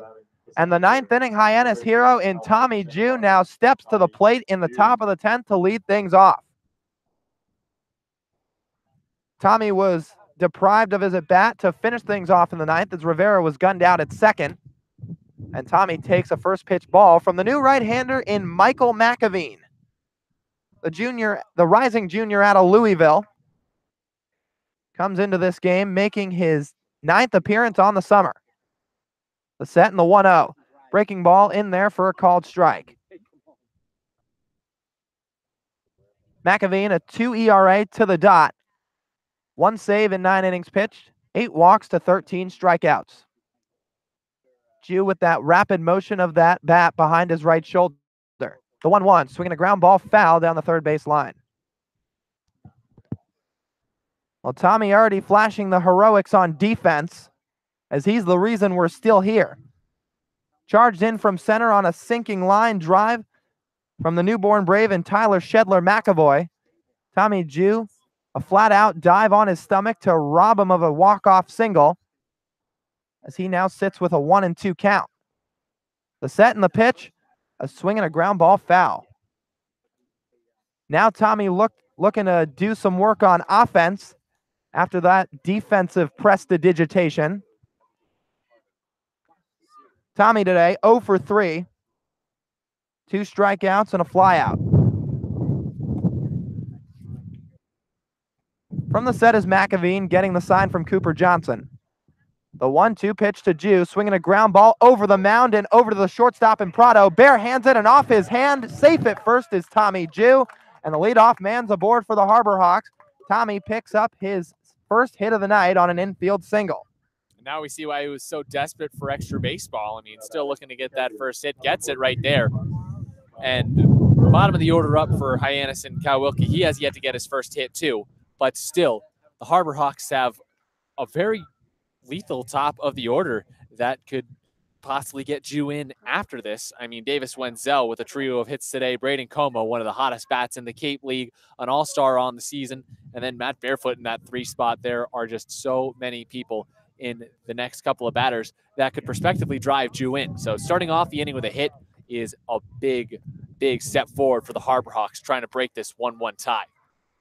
And let's not forget the speed that Tommy Jew possesses on the base paths as well, as the last time the Harbor Hawks were out at Doran Park, he swiped 2 bags on his same trip on the base paths.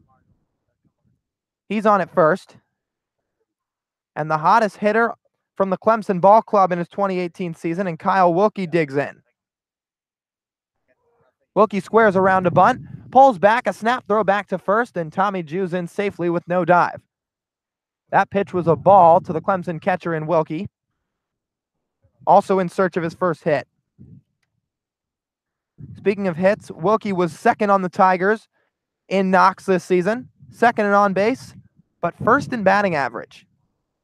Squaring around a bunt again, crashing his Triolo from third. Jew takes off, the throw down to second from Johnson. Tag applied, and it's in time, and Jew is out trying on a caught stealing. A beautiful throw from Cooper Johnson down to second base retires the UC Santa Barbara outfielder in Tommy Jew for the first out of the inning. Got a good jump on it, but a rocket of a throw from behind the plate in Johnson, and Tommy Jew just slid directly into the tag. Nothing he could do about it. So now the base is empty. Wilkie representing the go-ahead run. The 2-0, a breaking ball drops into the zone for strike 1.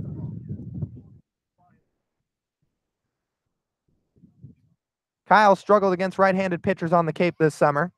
Came into the day with just a .205 average against righties. And so far today, 0 for 3. Swinging a ground ball out to short. Moving off to his right is Prado. Backhands it. Throw on the run to Brickhouse, and it's just in time to retire Kyle Wilkie. And that's out number 2 in the 10th. So Anthony Prado staying aware out at shortstop. First step over to his right, making the play, coming toward Triolo at third base, and then makes a snap throw across his body and off his back foot. Just in time, Spencer Brickhouse having to make a stretch down the first baseline and off to his left. But out number 2 recorded. A pair gone for the Harbor Hawks in the 10th, and that brings up Davis Wenzel. McAveen from the set, and the first pitch is a breaking ball inside. Wenzel with 3 hits tonight, 2 of them for singles and 1 double, that coming in the 3rd inning. In search of hit number 4 tonight, as that next pitch beans him right on the left shoulder, and Davis Wenzel will walk down toward first base. 4th time reaching tonight, and the go-ahead run is on at first for the Harbor Hawks with 2 outs in a 1-1 tie. That brings up Braden Como. He struck out in his last at-bat and was in some visible pain, clenching that left hand. But regardless, he shakes it off and stays in the ballgame. In search of his 2nd hit, and in hopes of bringing around Wenzel from first. McAveen's first pitch, Como squares the bunt, but pulls back as that fastball misses high. Anthony Prado playing off toward his left and up the middle. Could also be playing cautious in case of a Davis Wenzel stolen base. McAveen from the set, and the 1-0, a fastball runs outside, and the count's 2-0 to the hitter in Como. Cooper Johnson will call time and make his way out to the mound. Harbor Hawks this season, 3-0 in extra inning games, 8-2 in 1-run contests. Bourne, on the other hand, this is their first extra inning game of the season. And in one-run matchups, they sit at just 4-6. Bourne looking to prevail victorious here and keep their playoff hopes alive. The 2-0 from McAveen. Curve ball for a called strike. Como sits with a 2-1 count. Harborhawks, on the other hand, looking to edge their way out to a win and lock up a playoff spot in the Western Division for this 2018 postseason in the Cape League. Now the 2-1. Fastball on the outside corner for strike 2. Como watches it go by.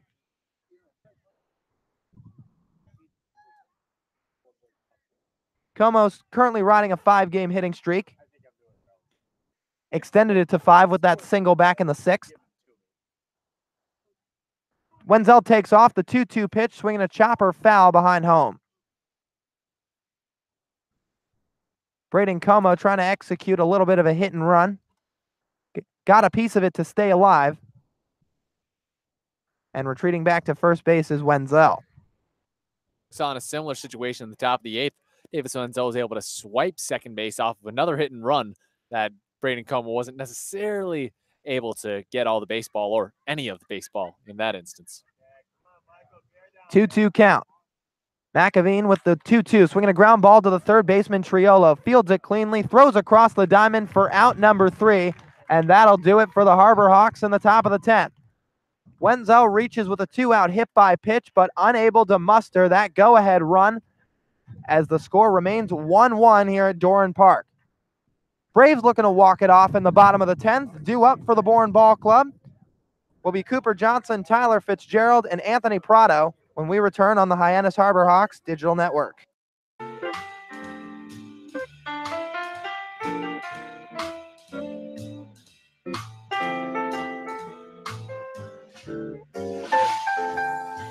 Magic Works Media copyright.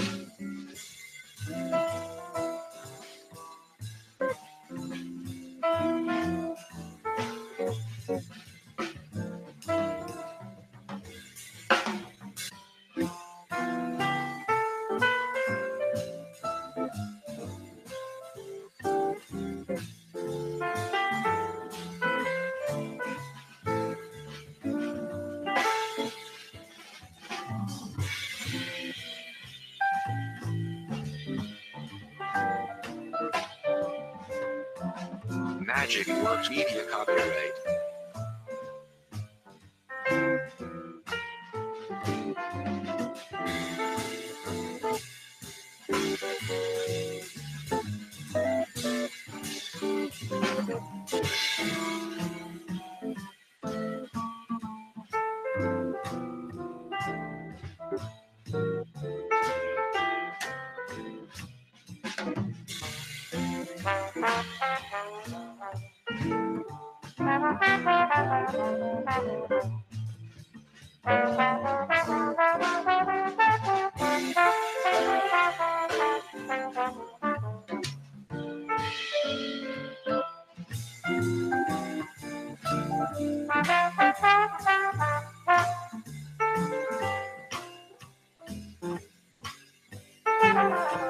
Magic Works Media copyright.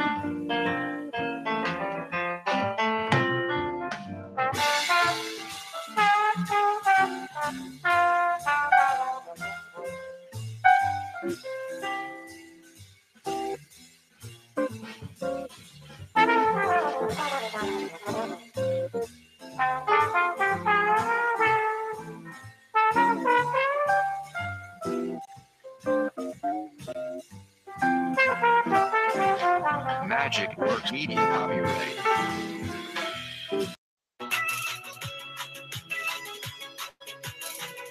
You're listening to the Hyannis Harborhawks on the Hyannis Harborhawks Digital Network. Now back to today's voice of the Hawks, Lyle Goldstein. Bottom of the 10th, just moments from getting underway at Doran Park, a 1-1 contest between the Braves and the Harborhawks. Riley Self's night is done for Hyannis. The right-hander from Mississippi State goes an inning and 2/3, 1 hit, no runs allowed, no walks, and a strikeout. as Lipscomb right-hander Kyle Kemp makes his way into the ballgame. Kemp set to face Cooper Johnson for the first batter as he takes a fastball for a called strike. Kemp this summer, 1-0, 3.24 ERA, making his 10th appearance, thrown 8 1/3 innings, 9 strikeouts to 3 walks. The 0-1, swinging a pop-up foul behind home and out of play. Kemp's last appearance came 2 days ago against the Falmouth Commodores. That was a 7-2 loss where he allowed 1 run on 2 hits and struck out a pair. The right-hander sets. 0-2 pitch, swinging a pop-up foul off the netting behind home. Kyle Kemp stands at 6'3", 216 pounds. Hails from Port Charlotte, Florida. Now from the windup, the 0-2, breaking ball, swinging a fly ball out to short right field. Todd Lott coming over toward the line, calling him off is Braden Como moving back and off to his right, and he makes the catch on the run for the first out. And what a loud F4 that was. Braden Como coming out of left field. Pun not intended right there, but that was a very long run for him. A very difficult play to make with the low lights and the wind as well. But Como with so much speed coming on even faster than Todd Lott, who was charging in out from around the left center field gap down right field.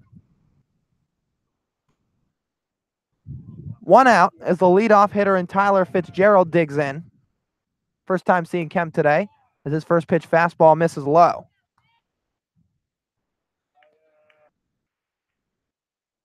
Kemp's made 4 appearances on the road this summer.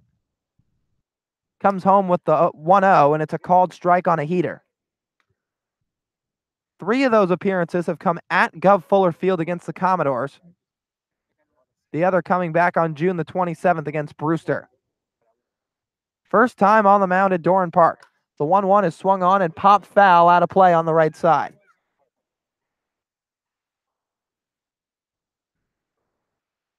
Harbor Hawks looking to retire 2 more and go back to bat in the 11th with aspirations of locking up a playoff spot and clinching one of the 4 Western Division slots in the 2018 postseason. Wind up by Kemp, the 1-2 misses down low and gets past Kyle Wilkie. Harbor Hawks are 6-4 in their last 10 contests. Meanwhile, Bourne 2-8. Infield back. 2-2, 1 out. Seth Gray hugging the line at third. 2-2 from Kemp, a breaking ball down and outside.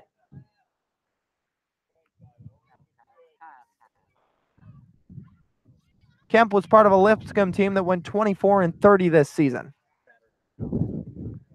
Wind still blowing. Rain currently not present in Bourne. But Kemp finds himself in a full count. Wind up in the 3-2 pitch. Fastball down low for ball 4. Tyler Fitzgerald reaches for the 3rd time tonight with a 1-out walk in the bottom of the 10th. I mean, and Lyle, you say it's bottom of the 10th right now. I think it's funny. We were concerned as to whether or not we were going to get 5 innings in here on the Hyannis Harbor Hawks Digital Network earlier because of weather. And then despite on and off rain throughout the night, we've got a full 10 innings in just a little over 3 hours. 9:02 the time here. As now there's 1 on with Fitzgerald at first. Kemp now from the set to the new hitter in Anthony Prado. First pitch is a fastball cut foul to the left side on the ground. Como and Wenzel now playing up the middle.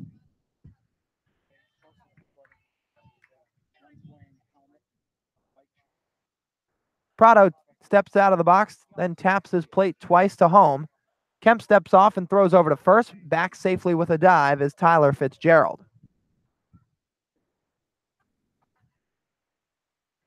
Prado sporting a .289 average. Has himself 2 homers and 9 RBIs.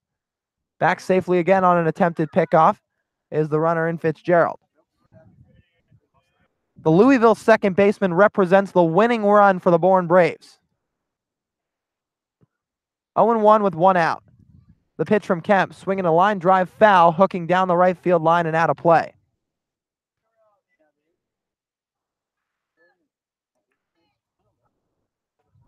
Prado has 1 hit today. Has 9 hits in his last 10 games. Or should we say a hit in 9 of his last 10 games. He's been swinging a hot bat for the Bourne Braves ball club that struggled to put together wins. Next pitch from Kemp is a fastball off the bricks over Wilkie. Bounces back to him, a throw down to second, but not in time to nab the runner in Fitzgerald, who swipes 90 feet over at second base. Now in scoring position, 180 feet from plating the winning run. And there's 1-2 the count with 1 out here. As Kemp calls time, and Wilkie will trot out halfway to the mound to have a conversation with the Lipscomb right-hander. Might have been a case of a slippery baseball right there. I mean, no rain coming down necessarily right now, but there might just be a little bit of moisture in the air, and just a small film is enough to send the ball flying out of a pitcher's hand, especially when the ball will come out of there normally around 90, 92 miles per hour from a guy like Kemp. Wilkie makes his way back behind home. Outfield still playing straight up. So after that air-mailed fastball from Kemp, he sits at a 1-2 count. The next pitch, breaking ball swung on and hit high down the left field line, making his way over toward the line as Rivera settles under it to make the catch for the second out. Fitzgerald retreats back to second, and a long out number 2 for Anthony Prado and the Bourne Braves in the bottom of the 10th. But Eric Rivera makes his way off to his right to retire the Yukon shortstop, and Kemp's just 1 out away from getting out of the 10th. Okay, it's 330 to dead left field right there. If I'm it's just to guesstimate that, I think that had to be at least 328 feet off the bat of Prado right there. It barely stayed in the yard, and Eric Rivera really had to be on his horse, catching that in a full sprint to save it from dropping. Even could have carried out of the yard if it got another foot or 2 towards the fence out in left field. Pitching coach Ray Korn for Hyannis made his way out to the mound to talk to Kyle Kemp. But the meeting didn't last long as everybody retreats back. No rain as we speak here at Doran Park. There's been off and on showers in tonight's ball game, but the wind's still blowing out from right to left. Jared Triolo steps in with 2 outs and the winning run on second. 1-1 contest here in the 10th. Kemp from the set. First pitch, a breaking ball, runs off the plate for ball 1.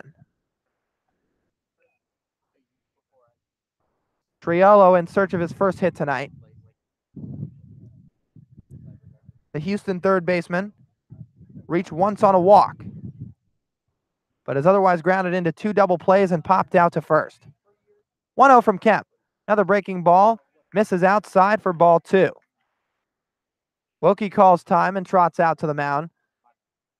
So a lot of stoppage in play here in this 10th inning, as everybody wants to make sure they're on the same page for Hyannis. Kyle Kemp, in his season at Lipscomb, threw 50 in the 3rd innings with a 4.11 ERA, was second on the club in strikeouts, second in saves. 2 balls and no strikes to Jared Triolo. Wiggles that bat above his right shoulder at the head level. 2-0 from Kemp. Fastball taken for a strike, as the count's now 2-1. Triolo has 37 hits on the summer, 4 of them being for long balls. 24 runs batted in. Kyle Kemp gets his sign from Wilkie. The set and the 2-1 on the way, swinging a ground ball out to Seth Gray at third, fields it in fair territory, running throw to first, and it's in time to nab the hitter in Jared Triolo for the final out of the 10th. 1-1 still the score in extra innings here at Doran Park, as Kyle Kemp gets out of a jam in the bottom of the 10th inning, and the Harbor Hawks will go to bat in the 11th, looking to put themselves out to a lead over the last place Bourne Braves. We'll be back for that right after this when we return on the Hyannis Harbor Hawks Digital Network.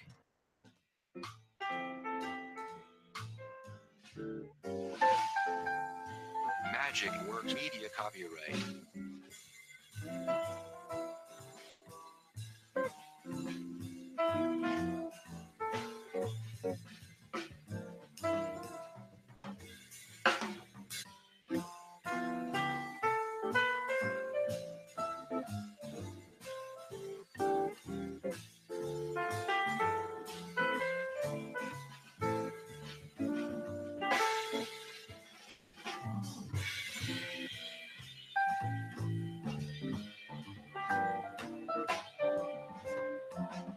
Magic Works Media copyright.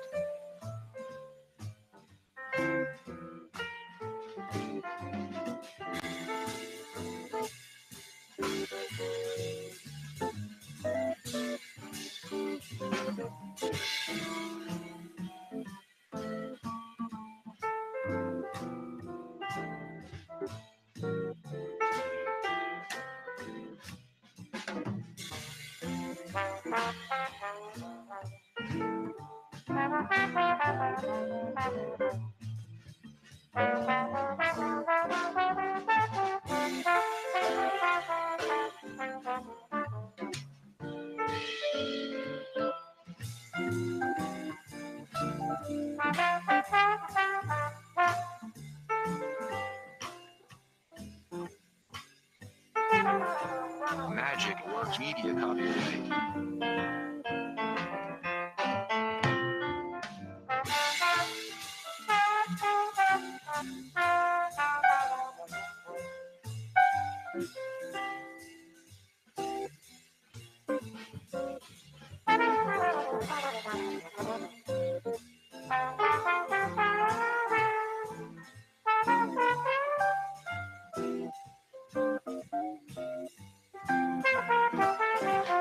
Magic Works Media copyright.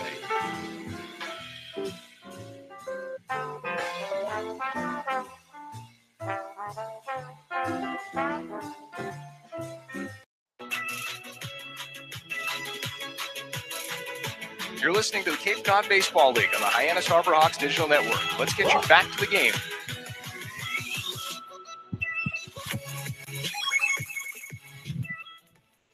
We go to the 11th here at Doran Park. 1-1 the score between the Harbor Hawks and the Braves. Hyannis sending their heart of the lineup up here in the 11th to face off against the new right-hander in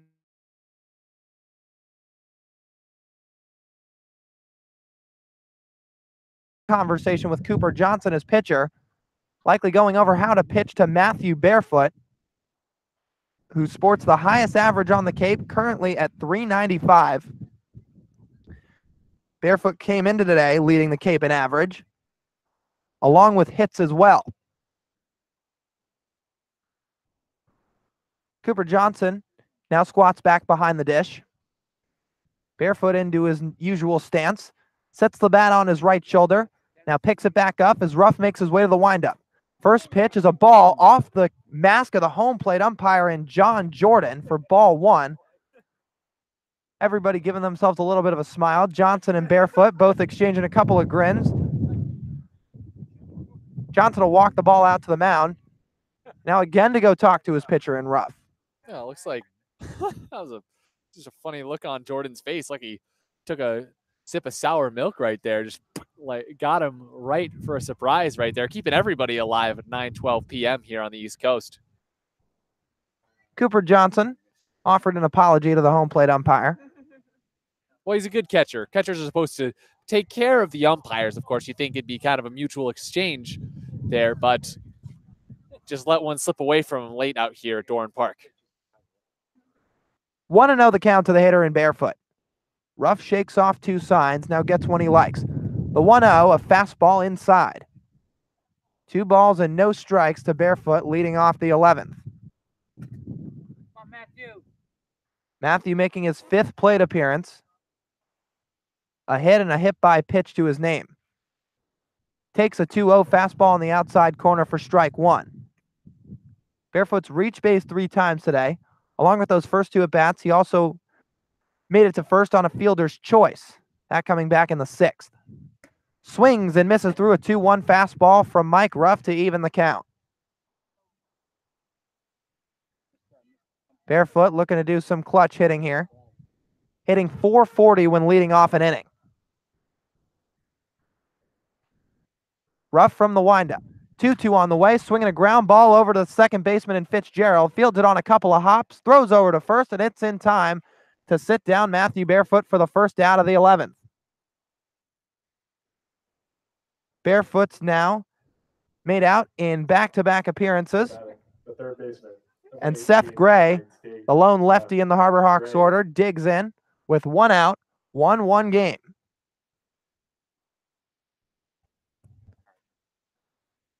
Cooper Johnson rubbing his hand to some chalk on the left-handed side of the box.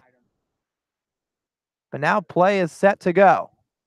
First pitch from the windup to Gray is a fastball outside. Probably just a little something to make his hands more visible late night.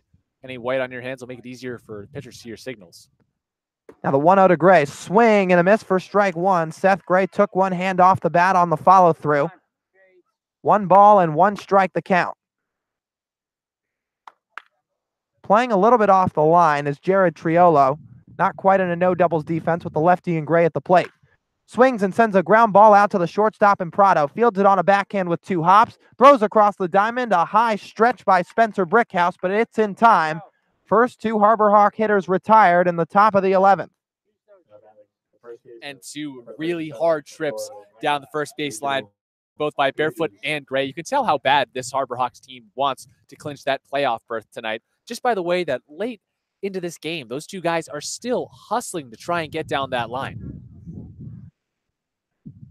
Now an owl-on-owl matchup as FAU first baseman Pedro Pages sets to go from the right side.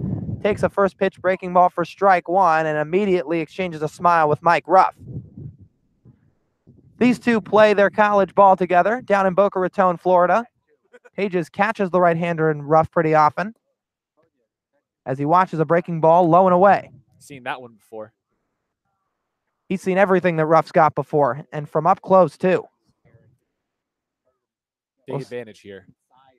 We'll see who gets the edge in this at-bat as the 1-1 to Pages is a fastball upstairs, brushes him off the plate for ball 2. Now Pages exchanging some laughter again. Ruff, although, with a more serious demeanor as he gets a new ball, exchanges it with Cooper Johnson and the home plate umpire and John Jordan. But Pages representing the go-ahead run. 2-1 the count with 2 outs. The next pitch is a fastball up high from Ruff, up above the letters to Pages, and he now finds himself in a hitter's count. Pedro hitless today in 4 tries. 1 of 2 Harbor Hawks without a hit, along with Kyle Wilkie. Now the 3-1, a fastball high for ball 4, and Pedro Pages draws a 2-out walk to reach first. Go-ahead run now on base as Todd Lott, the Louisiana Lafayette right fielder, steps to the plate with 2 on and a 1-1 ball game. The right fielder, number 29 from Louisiana Lafayette. I mean, we've seen this middle part of the order come up with some big situations on tap. I mean, there was a runner in scoring position when it ended in the 4th spot down in the 8th, and now another runner on with one of the better hitters on the Harbor Hawks at the plate. We'll see now if they can finally capitalize. Lott with 1 hit on the day. First pitch breaking ball, runs outside and low for ball 1. We should remind you that 12 innings is the longest any ball game can go here on the Cape. If it's still tied after 12, it goes down in the books as a draw. Lott takes a fastball right at the top of the zone for a called strike to move the count to 1-1. Lott steps out, adjusts his batting gloves. Lott had a homer last night at home against the Commodores. Now the 1-1, swinging a broken bat, ground ball back to the mound in Ruff. Cuts off the distance, tosses it overhand to first for out number 3, avoiding the barrel of the bat for Todd Lott. And the Harbor Hawks go down with a 2-out walk in Pedro Pages, but 4 batters face for the right-hander in Ruff, and the inning's over for the Harbor Hawks on offense. Now they'll go back out to the field looking to preserve a 1-1 tie, 10.5 frames through here at Doran Park. And we'll be back for the bottom of the 11th when we return on the Hyannis Harbor Hawks Digital Network.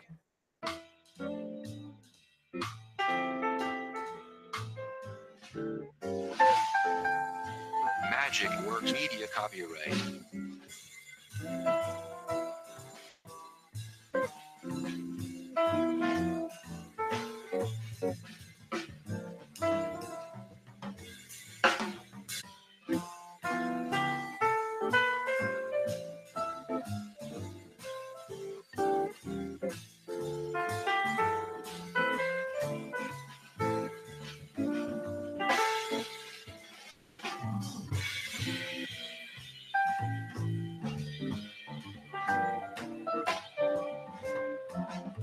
Magic Works Media copyright.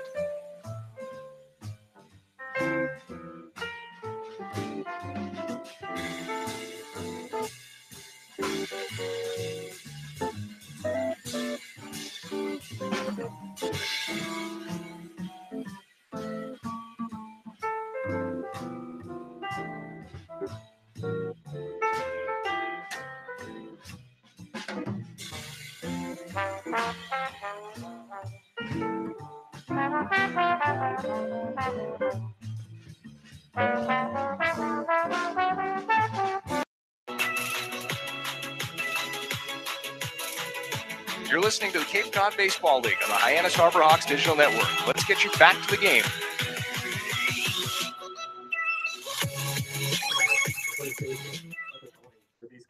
East Carolina first baseman Spencer Brickhouse leading things off for the Bourne Braves in the bottom of the 11th as Kyle Kemp makes his way back to the mound for the Harbor Hawks. Lefty-righty matchup as the Lipscomb right-hander deals a first pitch fastball, runs outside for ball one. Brickhouse hitless today, was stranded at third after being hit by a pitch back in the ninth. Here comes the 1-0. Fastball high. Brickhouse came in today hitting 172 in his last 10 games. Still in search of his first hit of the night. 2-0 from Kyle Kemp. A swing and a miss for strike one. Spencer Brickhouse cuts through that 2-0 pitch from Kemp.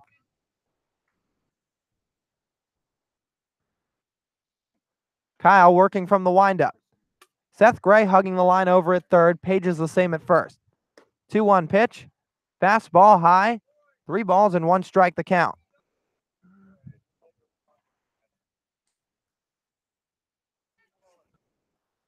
One to one the score. Harbor Hawks with 9 hits, Braves with 6. Brickhouse swings and misses through a 3-1 fastball to fill up the count.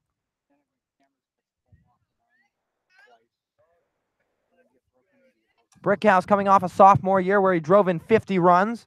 24 runs batted in for the Braves this summer.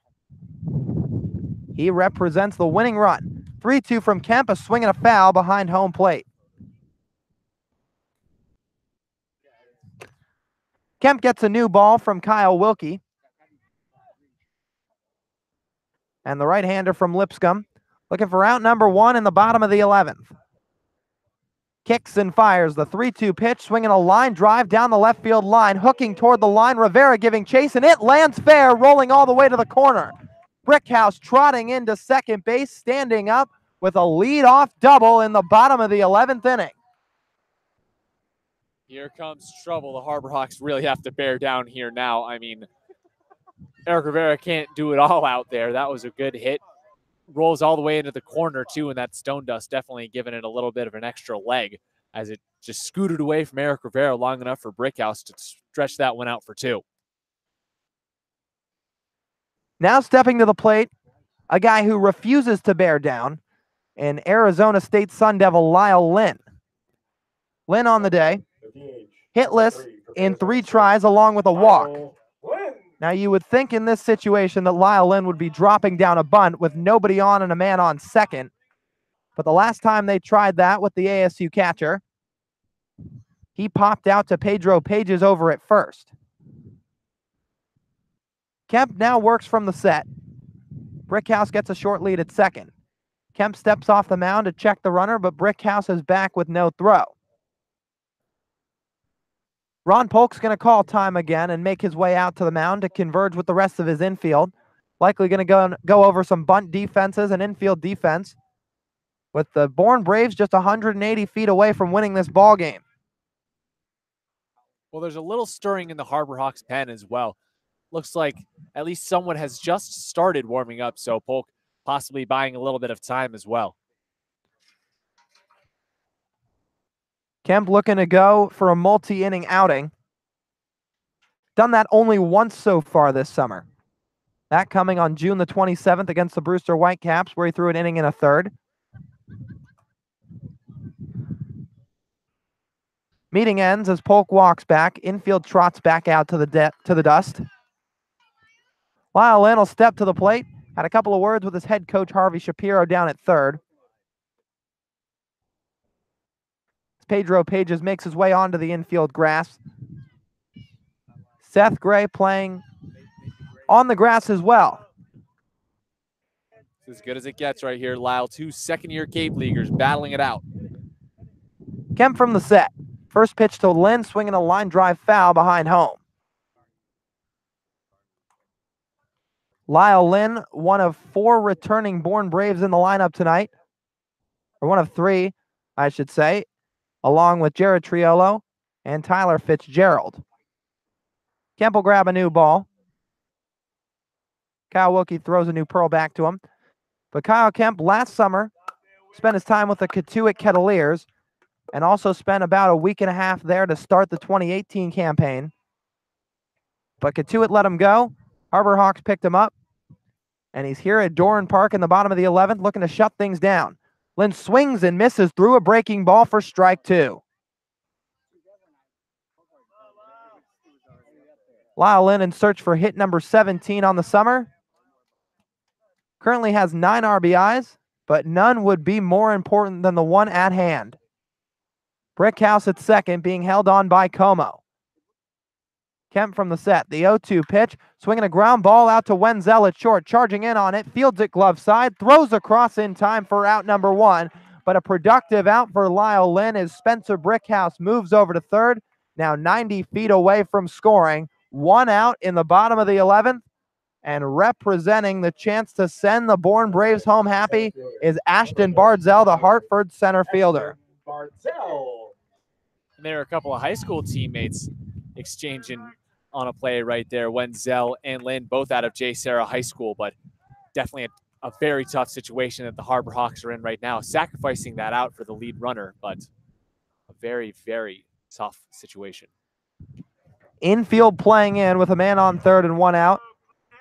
The outfielder's taking a couple of steps in as well. Kyle Wilkie's now going to extend that right arm and signal for the intentional walk to put Ashton Bardzell on at first and give the double play ball a chance. Double play will be at hand at the conclusion of this at-bat, as a 4-pitch walk to Bardzell should put him on at first with 1 out, and the hitter waiting on deck is Jake Gorella, the one man who's driven in a run for the Bourne Braves tonight. Well, you can't blame Chad Gassman for playing the percentages right now. Bardzell is red hot, 11 for his last 21 at-bats, and he's walked 5 times over that stretch as well. Now walked 6 times with the intentional walk right there. So Bardzell, someone you don't want to mess with a runner a baseline away from costing you a game. Well, what a day for the Hartford center fielder and Ashton Bardzell. 2 hits and 2 walks, has reached base now 4 times. Jake Gorella representing a chance to send the Bourne Braves on a walk-off. Gorella, 1 hit and 3 tries along with a walk. That 1 knock was on the RBI triple in the 7th. Infield still in despite the double play ball being at hand. The set and the first pitch from Kemp, a fastball inside for ball 1.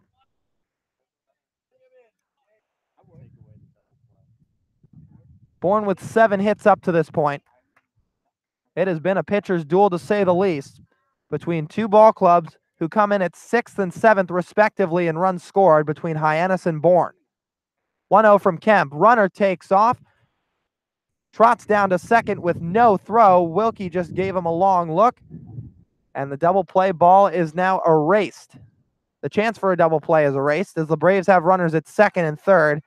That last pitch from Kemp was high to make it a 2-0 count.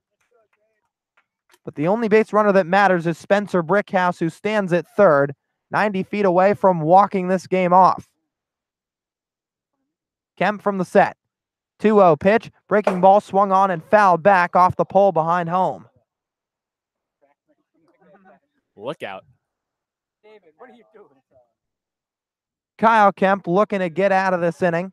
Just the 2nd time this summer he's thrown over 1 frame.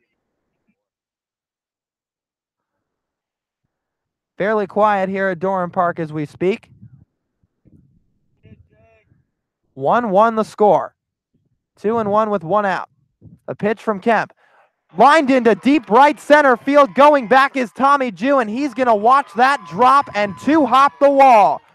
Jake Gorella drives in both runs for the Bourne Braves tonight and walks off the Harbor Hawks as Bourne moves to 33 points on the summer and keeps their playoff hopes alive. Well, they also avoid now officially the season sweep against the Harbor Hawks. Game number 5 of this divisional matchup going to the Bourne Braves. First win they have against Hyannis all season long. So 4-1 still in favor of Hyannis, with the last game coming up later in the campaign. And again, a crucial win for Bourne as they're trying to at least keep it within 6 points of the Cotuit Kettleers. Cotuit jumping up to 39 points on the season, and Bourne now advancing to 33 points on the season, rather than falling behind possibly 9 points and then making it almost impossible to battle their way back into that final playoff spot before season's end. 2-1 the final score here in favor of the Braves at Doran Park as the Braves move to 1-4 on the summer against the Harbor Hawks. Meanwhile, for Hyannis, they dropped to a record of 20-14-2 on the year, and their hopes to clinch a playoff spot will have to wait another day as they'll return home to McKeon Park tomorrow to take on the Orleans Firebirds. Final line for each team: Hyannis 1 run on 9 hits, no men left, no errors recorded. Meanwhile, for the Braves, 2 runs, 8 hits, 1 error. That'll do it for us on the call here, but Robert Marcello will have the post-game show for you on the Hyannis Harbor Hawks digital network. Stick around. We'll be back in a moment. Once again, 2-1 the final score in favor of the Braves here at Doran Park.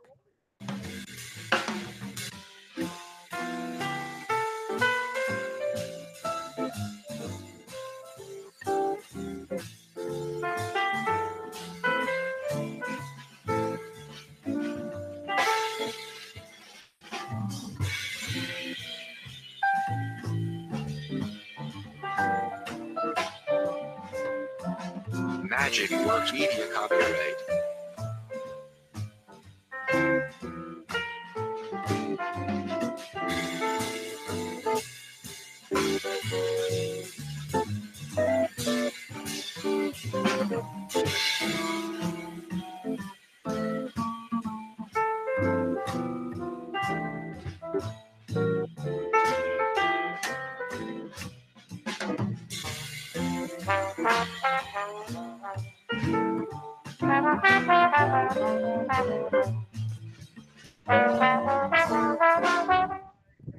Welcome back to things here on the Hyannis Harbor Hawks Digital Network. I'm Robert Marcello, anchoring your post-game show. A tough loss tonight for the Harbor Hawks.